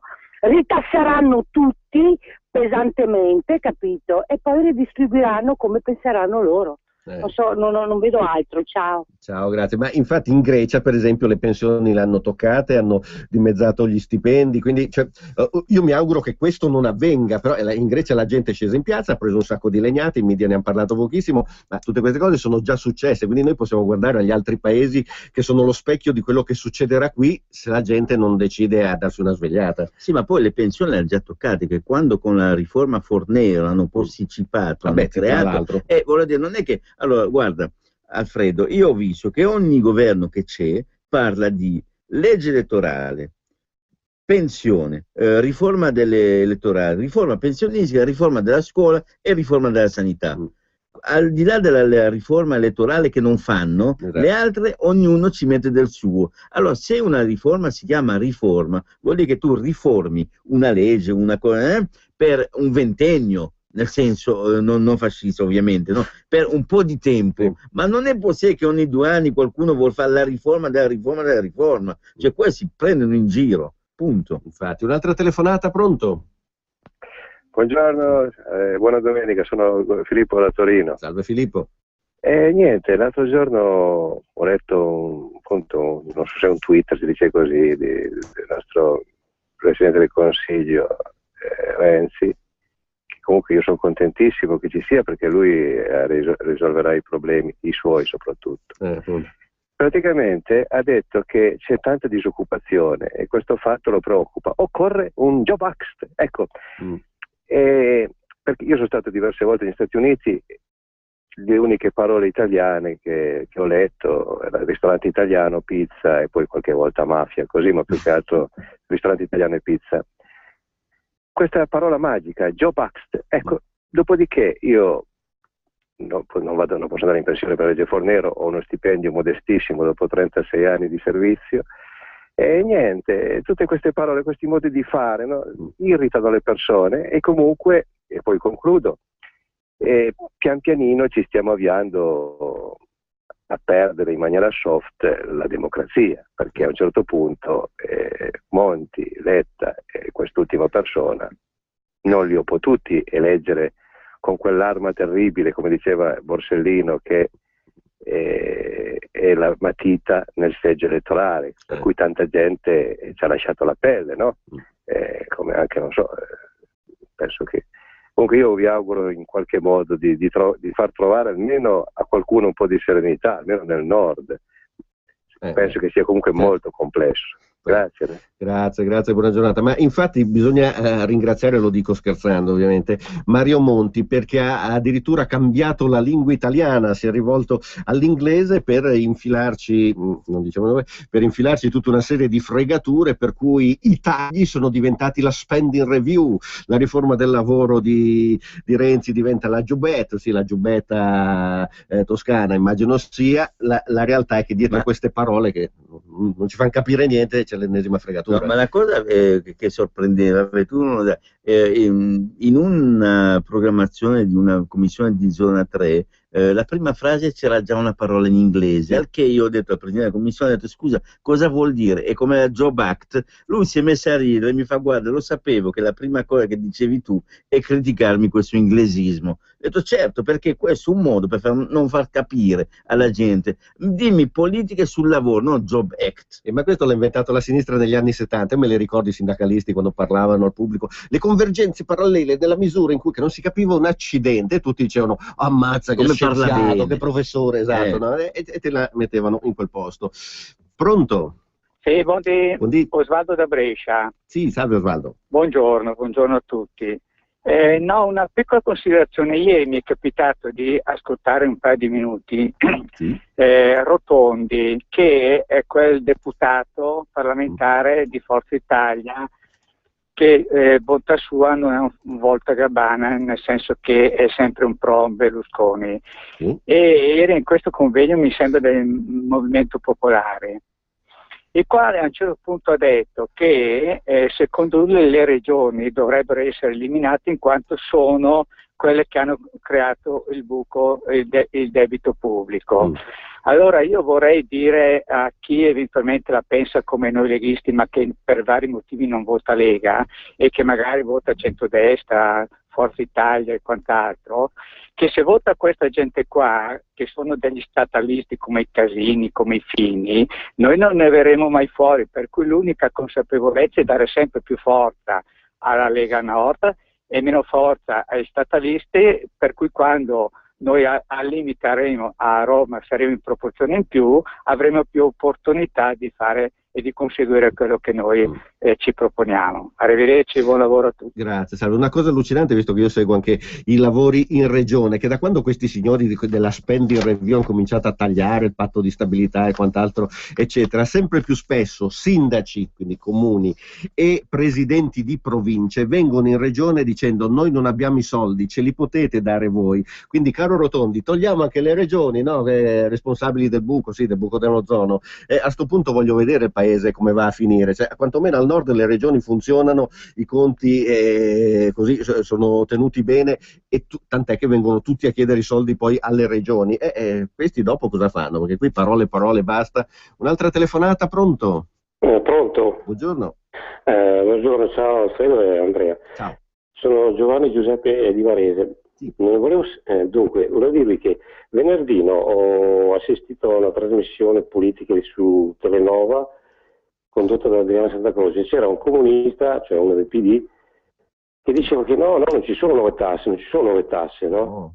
Però guarda caso, cioè, la benzina aumenta, praticamente le aliquote sulla tasi aumentano, e così non sono certo che è come dire che l'IVA al 10% fai pagare il 17%, no, è sempre IVA, no? Appunto. Non è una nuova tassa, però aumenta il doppio, è la stessa cosa.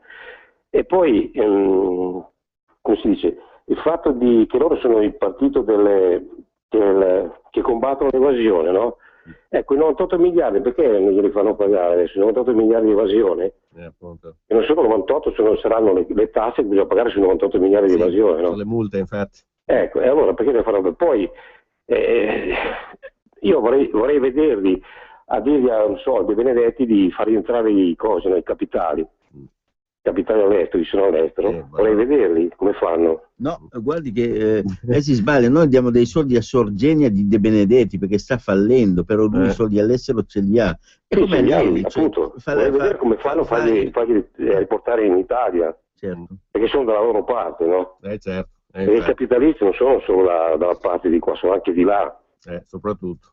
Grazie, buona giornata. Una news dell'ultimo momento, appuntamento escort e la fidanzata del figlio, brutta sorpresa per un 70enne trevigiano che aveva fissato l'appuntamento con una escort a Vicenza. Quando ha aperto la porta si è trovato davanti la fidanzata sudamericana del figlio. A quel punto si sono salutati. No, ma poi lui l'ha detto a raccontare in casa, no? Ma guarda che questa forse è un po' una puttanella, una roba così, figlio, ma cosa e lì l'ha prese pure.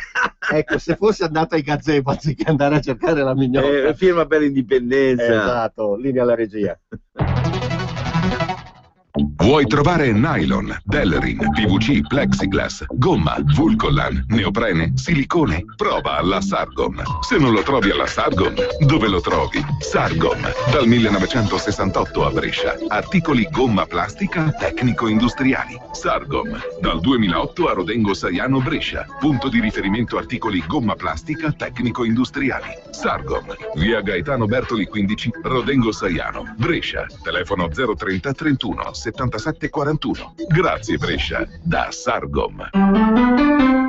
Quando vuoi regalarti un esclusivo momento di piacere, non c'è niente di meglio di un buon caffè. Un caffè preparato con l'inconfondibile Caffè Padano. Caffè Padano, l'espresso buono come quello del bar. Bevi un caffè Padano e sostieni Radio Padania. Chiama subito il numero verde 800 08 68 69 e acquista una fornitura di Caffè Padano. La macchina del caffè è in omaggio, grazie a Radio Padania, la tua radio. Chiama l'800 08 68 69 e prova direttamente a casa tua l'inebriante aroma del Caffè Padano. E ricorda, chi beve Caffè Padano sostiene Radio Padania. Caffè Padano.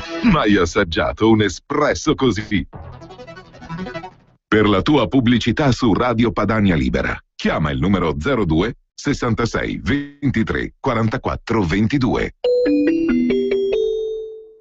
Facciamoci un caffè Padano, signori, di quelli buoni, profumati, con un aroma che non aroma, che non se ne va mai via. Il caffè Padano da chi è prodotto? Da lui, Giampaolo, buongiorno! Buongiorno a tutti, è prodotto veramente in Padania, un prodotto made in Veneto.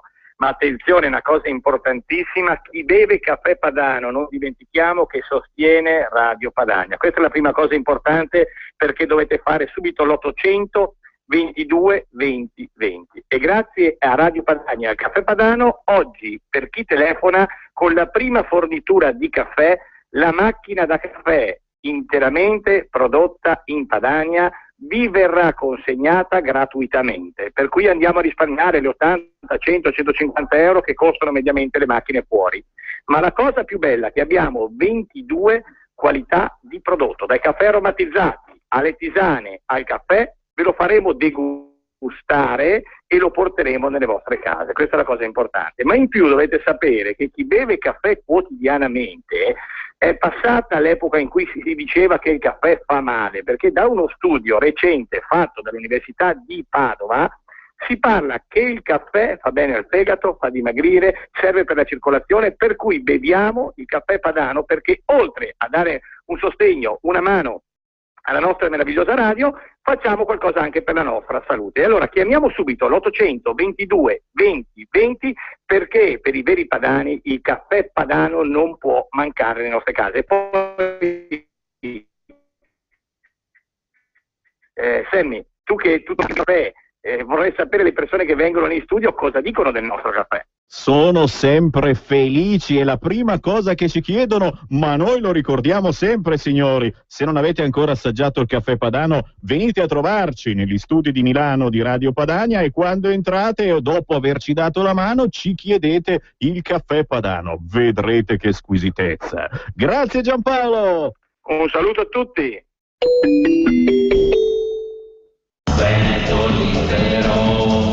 Il principio è quello di dare l'opportunità ai veneti di esprimersi in un momento nel quale anche geopoliticamente tutta l'Europa è in fermento. Pensiamo al tema della Scozia piuttosto che al tema, e ne abbiamo parlato lungamente, al tema della Catalogna, che dice che indirà le urne per il referendum nonostante il conflitto con Madrid, e tutto quello che è avvenuto in giro per l'Europa, penso al Kosovo, penso alla Cecoslovacchia. Quindi dei confini europei che si stanno modificando e una legittima difesa, definiamola così, rispettosa delle idee di chiunque, e questo è bene dirlo perché il referendum parte da una base democratica che è quello del rispetto democratico e civile delle idee di chiunque. Veneto libero, Veneto libero, Veneto. Appuntamento con la storia nel cammino verso l'indipendenza del Veneto. Sabato 1 e domenica 2 marzo nelle piazze delle principali città del Veneto verranno raccolte le firme per chiedere al Consiglio regionale un referendum consultivo. Tutti i gazebo sul sito www.firmaindipendenza.org. Benissimo, rieccoci in diretta. Al numero di telefono per intervenire lo 0266203529. Senti Andrea, io stavo ripensando alla storia di quello di 70 anni che è andato, si è trovato la fidanzata del figlio che faceva la mignotta. Poi dice, lì l'ANSA scrive che a un certo punto si sono salutati e buonanotte. Non è che lui poi le ha detto, beh, allora non mi fai pagare visto che siamo in famiglia. Sembra che quello si sia incazzato come una iena e sia andato a spifferare giustamente in casa, e lì veramente l'hanno preso a male parole. Sì, però so che tu hai un'altra esperienza. Sì, no, ma una ditta, non dico il nome, per una multinazionale. Allora, praticamente quando andavano con le amanti o gli amanti, eccetera, dicevano di venerdì pomeriggio era il pomeriggio del dentista, vado dal dentista, e una volta mi raccontava qualcuno di questa ditta che si dice lì, ma è verità, che un signore, un dipendente con l'amante va in un motel e incrocia la moglie col suo amante, e lì sono volate parole. No? E sceglieteli bene sti motel, lasciate perdere, andate piuttosto a firmare ai nostri gazebo, così sti casini non vi succedono. Ora gli scherzi a parte, continuiamo con le telefonate. Pronto? Pronto, buongiorno. Buongiorno. Sono Sergio da Torino. Sì. Io vedo la gente che si dibatte come dei topi in trappola. La maggioranza delle persone non dà la colpa a sinistra, a destra, all'alto, in basso, no? Ma in realtà non capiscono un tubo di quello che sta succedendo. Allora vorrei far notare sommessamente che il Fondo Monetario Internazionale, cioè chi gestisce il grano a livello mondiale, è un'organizzazione privata. La Commissione Europea e la Banca Centrale Europea è una banca privata. Allora il Fondo Monetario, la Commissione Europea e la Banca Centrale praticamente sono la famosa troika. Sì. Dietro questa gente qui chi c'è? L'alta finanza. E l'alta finanza, per Bacco, in mano di chi è? Degli ebrei. Allora io sono andato, avevo letto anni fa i protocolli dei Savi di Sion, sono andato a rileggermeli su internet. Porca miseria, ma sta succedendo quello che c'è scritto lì sopra, ragazzi. Vabbè, grazie. Quindi... Va bene, grazie. Andiamo un'altra telefonata, poi rispondo io a questa. Pronto? Buongiorno, Lisoni, Mauro da Reggio Emilia. Sì. Guarda, una semplice considerazione. C'è un articolo del Codice Penale italiano che è abuso della credulità popolare. Ora, di per sé stesso nelle altre legislazioni non c'è. Il fatto è, pertanto, non che ci sia, è che i legislatori non è che si sono svegliati male una mattina e hanno pensato a quello. L'hanno fatto perché evidentemente esiste una creduloneria totale negli italiani. E tutto questo, la prova è che se per 20 anni la gente si è intrecciata le mani guardando il Paragnosta giù Cascasella, ci sta benissimo, no? Che il Cagliostro dei poveri di Fiorentino racconti delle cazzate immense, no? E la gente ci creda. Tutto questo non porterà a niente, perché bisogna rendersi conto che fondamentalmente se noi non usciamo dall'euro, noi moriremo nel 2015, che ci sono 50 miliardoni di patto per la stabilità, no? Per 20 anni. Ti ringrazio. Grazie Salve. Allora, velocemente, siccome ogni tanto qui salta fuori il discorso della cospirazione ebraica, protocolli di Savi di Sion, non c'è nessuna cospirazione ebraica. I protocolli di Savi di Sion sono un documento falso che è stato divulgato all'inizio del XX secolo dall'Ochrana, che era la polizia segreta zarista, e per giunta è un testo copiato in maniera vergognosa dal dialogo all'inferno di Montesquieu, tra Montesquieu e Machiavelli, ed era un testo satirico dell'Ottocento, quindi questa cosa poi è diventato il cavallo di battaglia di tutti gli antisemiti in generale. Non c'entra niente, ci sono indubbiamente gruppi di potere, ma indipendentemente dal fatto che siano ebraici piuttosto che musulmani, eccetera, eccetera, che hanno i soldi, fanno unicamente i loro sporchi interessi a livello internazionale, mondiale, e fanno crepare tranquillamente la gente. Tra l'altro i nostri che continuano a citare questa cosa della cospirazione ebraica, attenzione, perché questa cazzata poi l'aveva tirata fuori anche Carlo Marx, quindi cerchiamo di non avere in comune con la sinistra questa cosa. Marx, che pure era ebreo e che era diventato protestante e odiava gli ebrei, quindi la cosa assurda. Quindi non cadiamo in queste trappole, per favore. Sentiamo qualche altra telefonata. Pronto? Pronto? Buongiorno. Buongiorno, Veneto libero e Padania libera. Io sono una vecchietta, mi chiamo Mariuccia e telefono dalla provincia di Como. Io mi sono sentita in dovere di chiedere scusa a Morelli, a Sigel, a tutti i nostri leghisti veri che hanno la forza che io non ho di stare calmi quando parlano alla radio. Va bene, grazie signora, ma evitiamo queste polemiche su un conduttore più sanguigno o un altro meno, non importa, l'importante è ciò che la Lega sta facendo per l'interesse generale, soprattutto del popolo padano. La grande gazzebata va avanti anche oggi. Noi siamo collegati telefonicamente con il nostro segretario federale Matteo Salvini. Ciao Matteo. Buona domenica a te Alfredo, a Giulio in regia, alla signora Mariuccia e a tutti gli ascoltatori e le ascoltatrici. Buon carnevale anche perché per tanta parte di nord d'Italia oggi è la domenica di carnevale. Ieri sono stato al gazebo a Malo, in provincia di Vicenza, dove c'è la 90ª edizione dello storico carnevale. Adesso sono in piazza Vittorio Veneto, siamo qua da un'oretta, città che evoca battaglie, sconfitte, ma soprattutto vittorie. E c'è da 1 ora e un quarto la coda di gente che sta firmando qua ai giardinetti del gazebo della Lega. Per il momento non piove, che è una notizia, questa è la vera notizia, visto che ormai è 3 mesi che piove ininterrottamente. Per il momento non piove, la gente è in giro con l'ombrello chiuso e c'è la coda, sono già arrivati al 10° modulo riempito. Ieri a Bassano del Grappa hanno finito i moduli, perché non pensavano che ci sarebbe stata affluenza così. Ovviamente diversi gazebo non sono stati fatti per la pioggia che in alcuni casi è stata grandine, penso a Castelfranco Veneto, penso a Mestre, dove sono passato con degli eroici militanti che erano in piazza Peretto sotto un'acqua incredibile, ma laddove non piove c'è la coda, appunto Vittorio Veneto, e c'è gente che ordinatamente prima o dopo la messa o prima o dopo la colazione, con giornali diversi anche in mano, Alfredo. Io ho visto questa curiosità, c'è gente che ha la Repubblica, gente che ha il Corriere, la Gazzetta dello Sport, quindi non ci sono i leghisti a firmare, c'è tanta gente. Io prima ho parlato con un ragazzo, mi fa: io non ho mai votato Lega, non so se la voterò, però l'indipendenza è l'unica risposta a uno Stato ladro. E quindi in questo momento, mentre vi sto parlando, li conto, sono 1, 2, 3, 4, 5, 6, 7, 8, 9 persone in coda, compreso mamma e papà con 2 bimbi piccoli che si staranno chiedendo cosa stanno facendo mamma e papà, e mamma e papà stanno investendo questi 5 minuti in qualcosa per il loro futuro. E quindi sono migliaia e migliaia le firme, non so dirvi quante. Oggi dopo Vittorio Veneto sarò a Belluno e poi nel pomeriggio a Legnago e San Pietro Cariano in provincia di Verona. Alle 18 andiamo a inaugurare, ed è un bel segnale, la nuova sede della Lega Nord a Bolzano, quindi all'estremo nord. E poi alle 20:30 concludo con un intervento pubblico a Arco di Trento, in concomitanza con Milan Juve, e quindi ci avrò un orecchio alla radiolina e un orecchio all'attualità politica. Matteo, da lombardo a lombardo, non sarebbe il caso di farlo anche nel resto della macroregione, in Lombardia per esempio? Sì, però in Veneto sono più avanti, hanno già una proposta di referendum depositata in Consiglio regionale che ha già quasi tutte le firme necessarie, e non nascondiamocelo, in Veneto, lo dico da milanese, rispetto ai milanesi, ai torinesi, ai genovesi e ai bolognesi, hanno uno sentimento di comunità, di indipendenza, di stare insieme che è più avanti. E quindi come Lega speriamo che il Veneto sia l'inizio della fine di uno Stato ladro.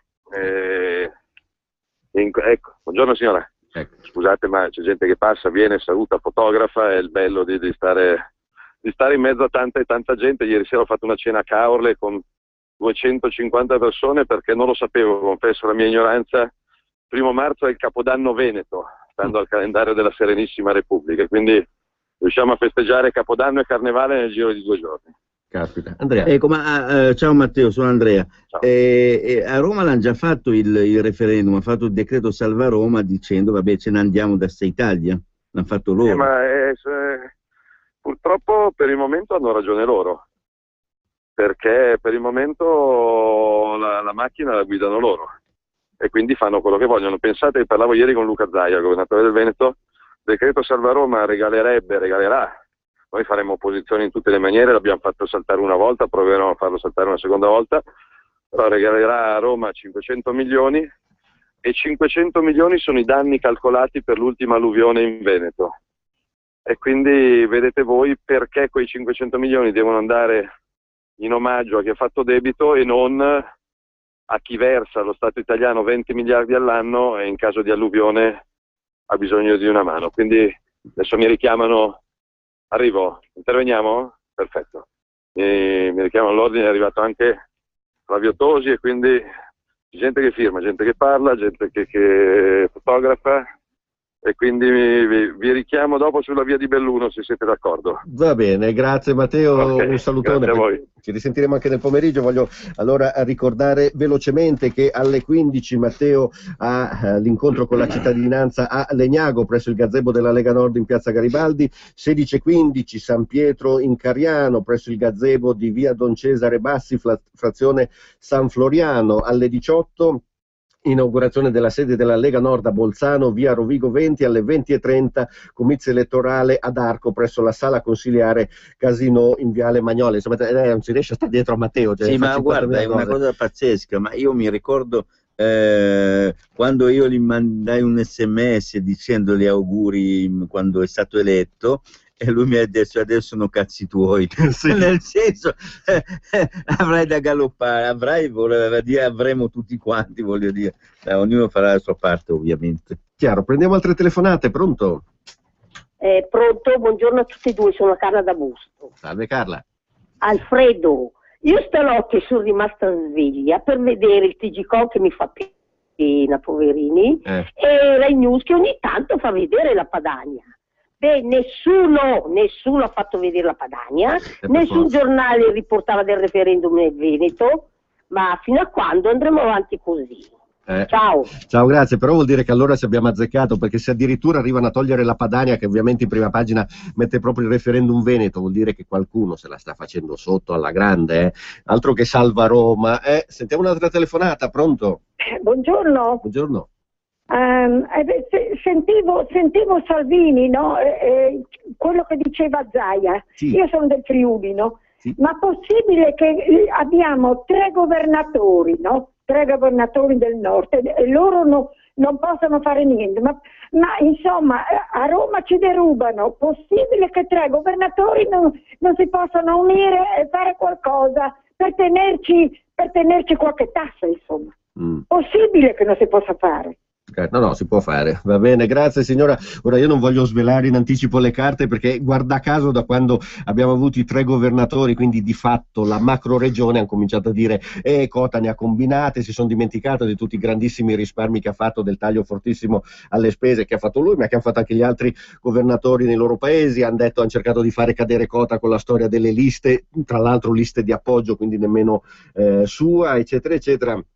E allora non sveliamo tutti gli altarini, ma state tranquilli che sia per quanto riguarda questo disastrato paese, sia per quanto riguarda l'Europa, dove recentemente è stata depositata una richiesta di indipendenza delle singole regioni, grazie alle quali, se verranno riconosciute, queste singole regioni come il Veneto possono trattare da pari a pari, da nazione a nazione nell'Unione Europea, quindi verranno riconosciute anche dalla UE. Quindi di cose se ne stanno facendo tante, ed è chiaro che poi l'obiettivo finale è quello di trattenere le tasse al nord. Lo stiamo facendo, ci stiamo battendo, si sta andando avanti in questa direzione. Ovviamente a Roma che cosa fa? Non sta a guardare, corre ai ripari, e per esempio sta tagliando centinaia di milioni di soldi nostri che noi mandiamo giù e non ce li sta dando con la scusa della spending review, del fatto che loro non hanno soldi. Quindi la battaglia c'è, non c'è sui giornali, non la leggete sui giornali perché non la pubblicheranno mai, ma guardate che è molto dura e ce ne stanno facendo veramente di tutti i colori. Un giorno le sveleremo tutte queste cose. Sentiamo un'altra telefonata, pronto?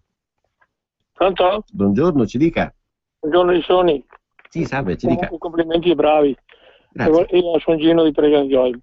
Io sono militante e volevo sapere cortesemente, oltre tutte queste difficoltà di raccolta firme, ma quanto dura questa raccolta firme? Va bene, sì, cioè se i gazebo ci sono, di solito sono comunque fino alle 13 più o meno. però in alcuni casi fino alle 18, ma lì bisogna guardare su internet perché non ho il listato completo purtroppo. Ma dura soltanto 2 giorni? Beh, tutto oggi comunque, sì, la giornata di domenica, era ieri e oggi. E i giorni prossimi? Quando devono essere consegnati questi moduli? Questi sono dettagli tecnici, non lo so che comunque verrà probabilmente riproposto tutto questo, ma l'invito è di andare a firmare oggi, poi dopo, una volta raccolto tutto il materiale, lì poi vedrà la segreteria come comportarsi. Qui non so dare una risposta su questa cosa. Grazie, salve. Comunque l'importante è che andiate a firmare, poi quando verranno consegnati, vabbè, non è che li buttiamo via, non ce li teniamo qui a fare la muffa. Sentiamo un'altra telefonata, pronto? Ciao, sono Marco da Mantova. Ciao Marco. Semplicemente sarebbe opportuno, visto che il popolo comunque è sempre stato tenuto ignorante dal sistema, perché poi il problema è questo, il sistema ha tutto l'interesse a tenere il popolo ignorante, che almeno nel nostro piccolo venisse informato di quello che sta succedendo, ad esempio spiegare che cos'è il Fondo Monetario Internazionale, la Banca Centrale Europea e tutto il resto. E poi ragazzi, noi nel nostro piccolo cerchiamo di fare la nostra parte, quindi dopo c'è anche un problema che le persone molto spesso non si interessano delle cose e quindi cadono dal pero quando poi si verifica quello che sta succedendo oggi. L'ultima cosa che è importante e che mi fa preoccupare è il culto della personalità che si sta costruendo intorno a Matteo Renzi. Neanche durante il fascismo c'era un'operazione di questo tipo. E quindi ragazzi basta aprire gli occhi, cioè vedere appunto cosa si sta facendo per far vedere quello che Matteo Renzi sembra essere il salvatore della patria, Dio in terra e tutto il resto, e questo ci deve fare molto preoccupare perché tanta gente crede a quello che sta leggendo sui giornali e vedendo in televisione. Padania Libera, ciao. Grazie, hai ragione Marco da Mantova. Allora molto velocemente ve lo anticipo perché il sottoscritto vuole creare una collana libraria, perché possiamo fare tutte le trasmissioni che vogliamo, ma se in quel momento la persona non sta ascoltando è tempo perso. Una collana libraria per cui cerchiamo esperti che siano chiari nello spiegare proprio tutte queste dinamiche, in modo da portare a Pontide alle feste della Lega questi libri, quindi spieghiamo che cos'è la Troica, spieghiamo qual è la fregatura dell'euro, chi veramente governa il mondo e come agisce. Quindi se ci sono autori che hanno opere da sottoporci, bene, il sottoscritto è disponibile. Poi è chiaro, a Pontida, insomma, facciamo come fanno i comunisti, che alla festa dell'unità hanno tonnellate di libri e vanno a ruba, non tanto per guadagnarci, ma perché è l'unico modo che abbiamo per far circolare le nostre idee. Torno a dire, noi potremmo fare 4 ore, 5 ore di trasmissione spiegando tutto, poi la gente ci chiama dicendo ma non vi ho seguito quel giorno perché era altrove, e allora bisogna trovare anche altri sistemi. Abbiamo un'ultima telefonata, le ultime 2, dai, pronto? Pronto? Buongiorno. Buongiorno, sono Silvia da Bologna. Sì. Buongiorno. Senta, no, volevo intervenire sul discorso dell'informazione, dare ragione a quelle persone che hanno telefonato poco fa, cioè è veramente scandalosa l'informazione come va in Italia ormai da molti anni, cioè abbiamo la RAI occupata più o meno militarmente dal PD, alias comunisti, leggi tra virgolette, di cui hanno sempre avuto a disposizione una rete pubblica che sappiamo benissimo, Rai 3, eccetera. Sì. E poi anche le famose TV berlusconiane, cioè tipo TG24, cioè io non lo so, è scandaloso, tutte le volte che si accende, che si guarda su televisione, parla sempre o uno esponente del PD, o uno del sindacato, eccetera, oppure uno delle associazioni, cioè è una cosa veramente, cioè che è veramente un bombardamento 24 ore su 24 delle loro idee, cioè chi dissente in questo paese non trova più spazio, cioè questo è veramente vergognoso, cioè poi oltretutto adesso che abbiamo questo nuovo governo da manovra di palazzo, l'affabulatore toscano con comico anche in certi momenti, diciamo, che c'è già tra l'altro primo decreto aumento delle tasse, della Tasi, 0,8 per 1000, quindi già questo bisogna sottolinearlo. E niente, adesso con questo nuovo personaggio non si vive più veramente. Comunque vi saluto e vi auguro buona giornata, buongiorno. Grazie. L'ultima telefonata è un commento di Andrea. Pronto? Buongiorno, sono Graziella da Galarate. Sì. Buongiorno, grazie per l'informazione che ci date, siete bravi tutti. Per quanto riguarda gli SMS che abbiamo inviato per il reato di clandestinità, siccome mi sono operata molto e anche ovviamente ogni volta che ci chiedete aiuto io lo do il più possibile, vorrei sapere che cosa è successo di questi SMS, perché me lo stanno chiedendo. Poi un'altra cosa, il culto l'aveva anche Monti e vedete bene dove è finito.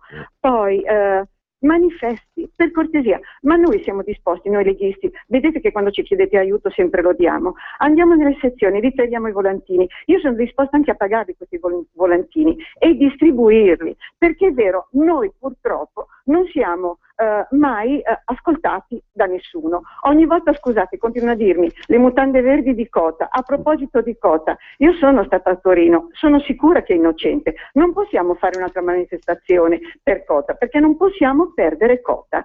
E poi altre cose, ma adesso basta. Va bene.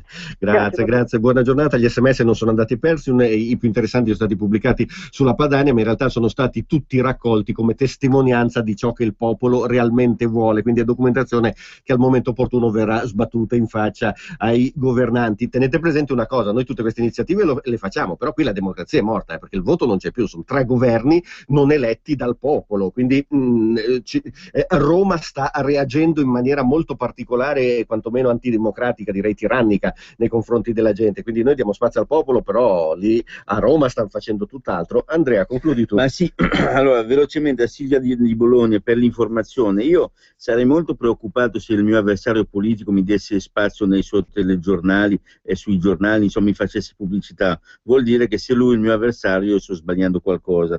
Visto che ci oscurano e comunque la forza dirompente, prorompente della Lega, di Salvini, di tutti i militanti e sostenitori è tale che fa sì che comunque sono costretti a dare notizie, è ovvio non in prima pagina, è ovvio criticandoci, per cui avanti così secondo me.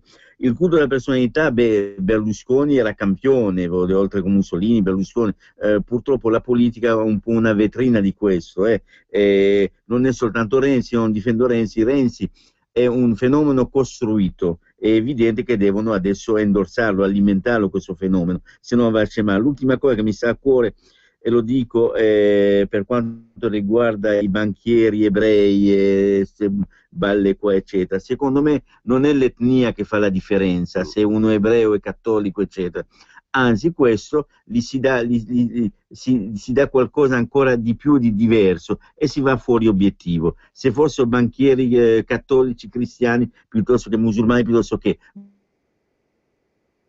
non importa, a me importa che fanno le persone. Quindi chi ha i soldi sta governando il mondo, la massoneria, un certo tipo di massoneria governa il mondo, la Chiesa è potentissima, le religioni, anche quella musulmana, che vuol dire ha in mano veramente tanti soldi, fra le altre cose. Quindi sono questi, se vogliamo, io non voglio parlare né di religione né di etnie, io voglio parlare di persone che stanno rovinando l'Italia, la Padania, che stanno rovinando il mondo, che stanno governando il mondo e facendo certi interessi. Ecco, allora come diceva Manfredi in Spaghetti House, gli stronzi non c'hanno colore, sono internazionali. Esatto.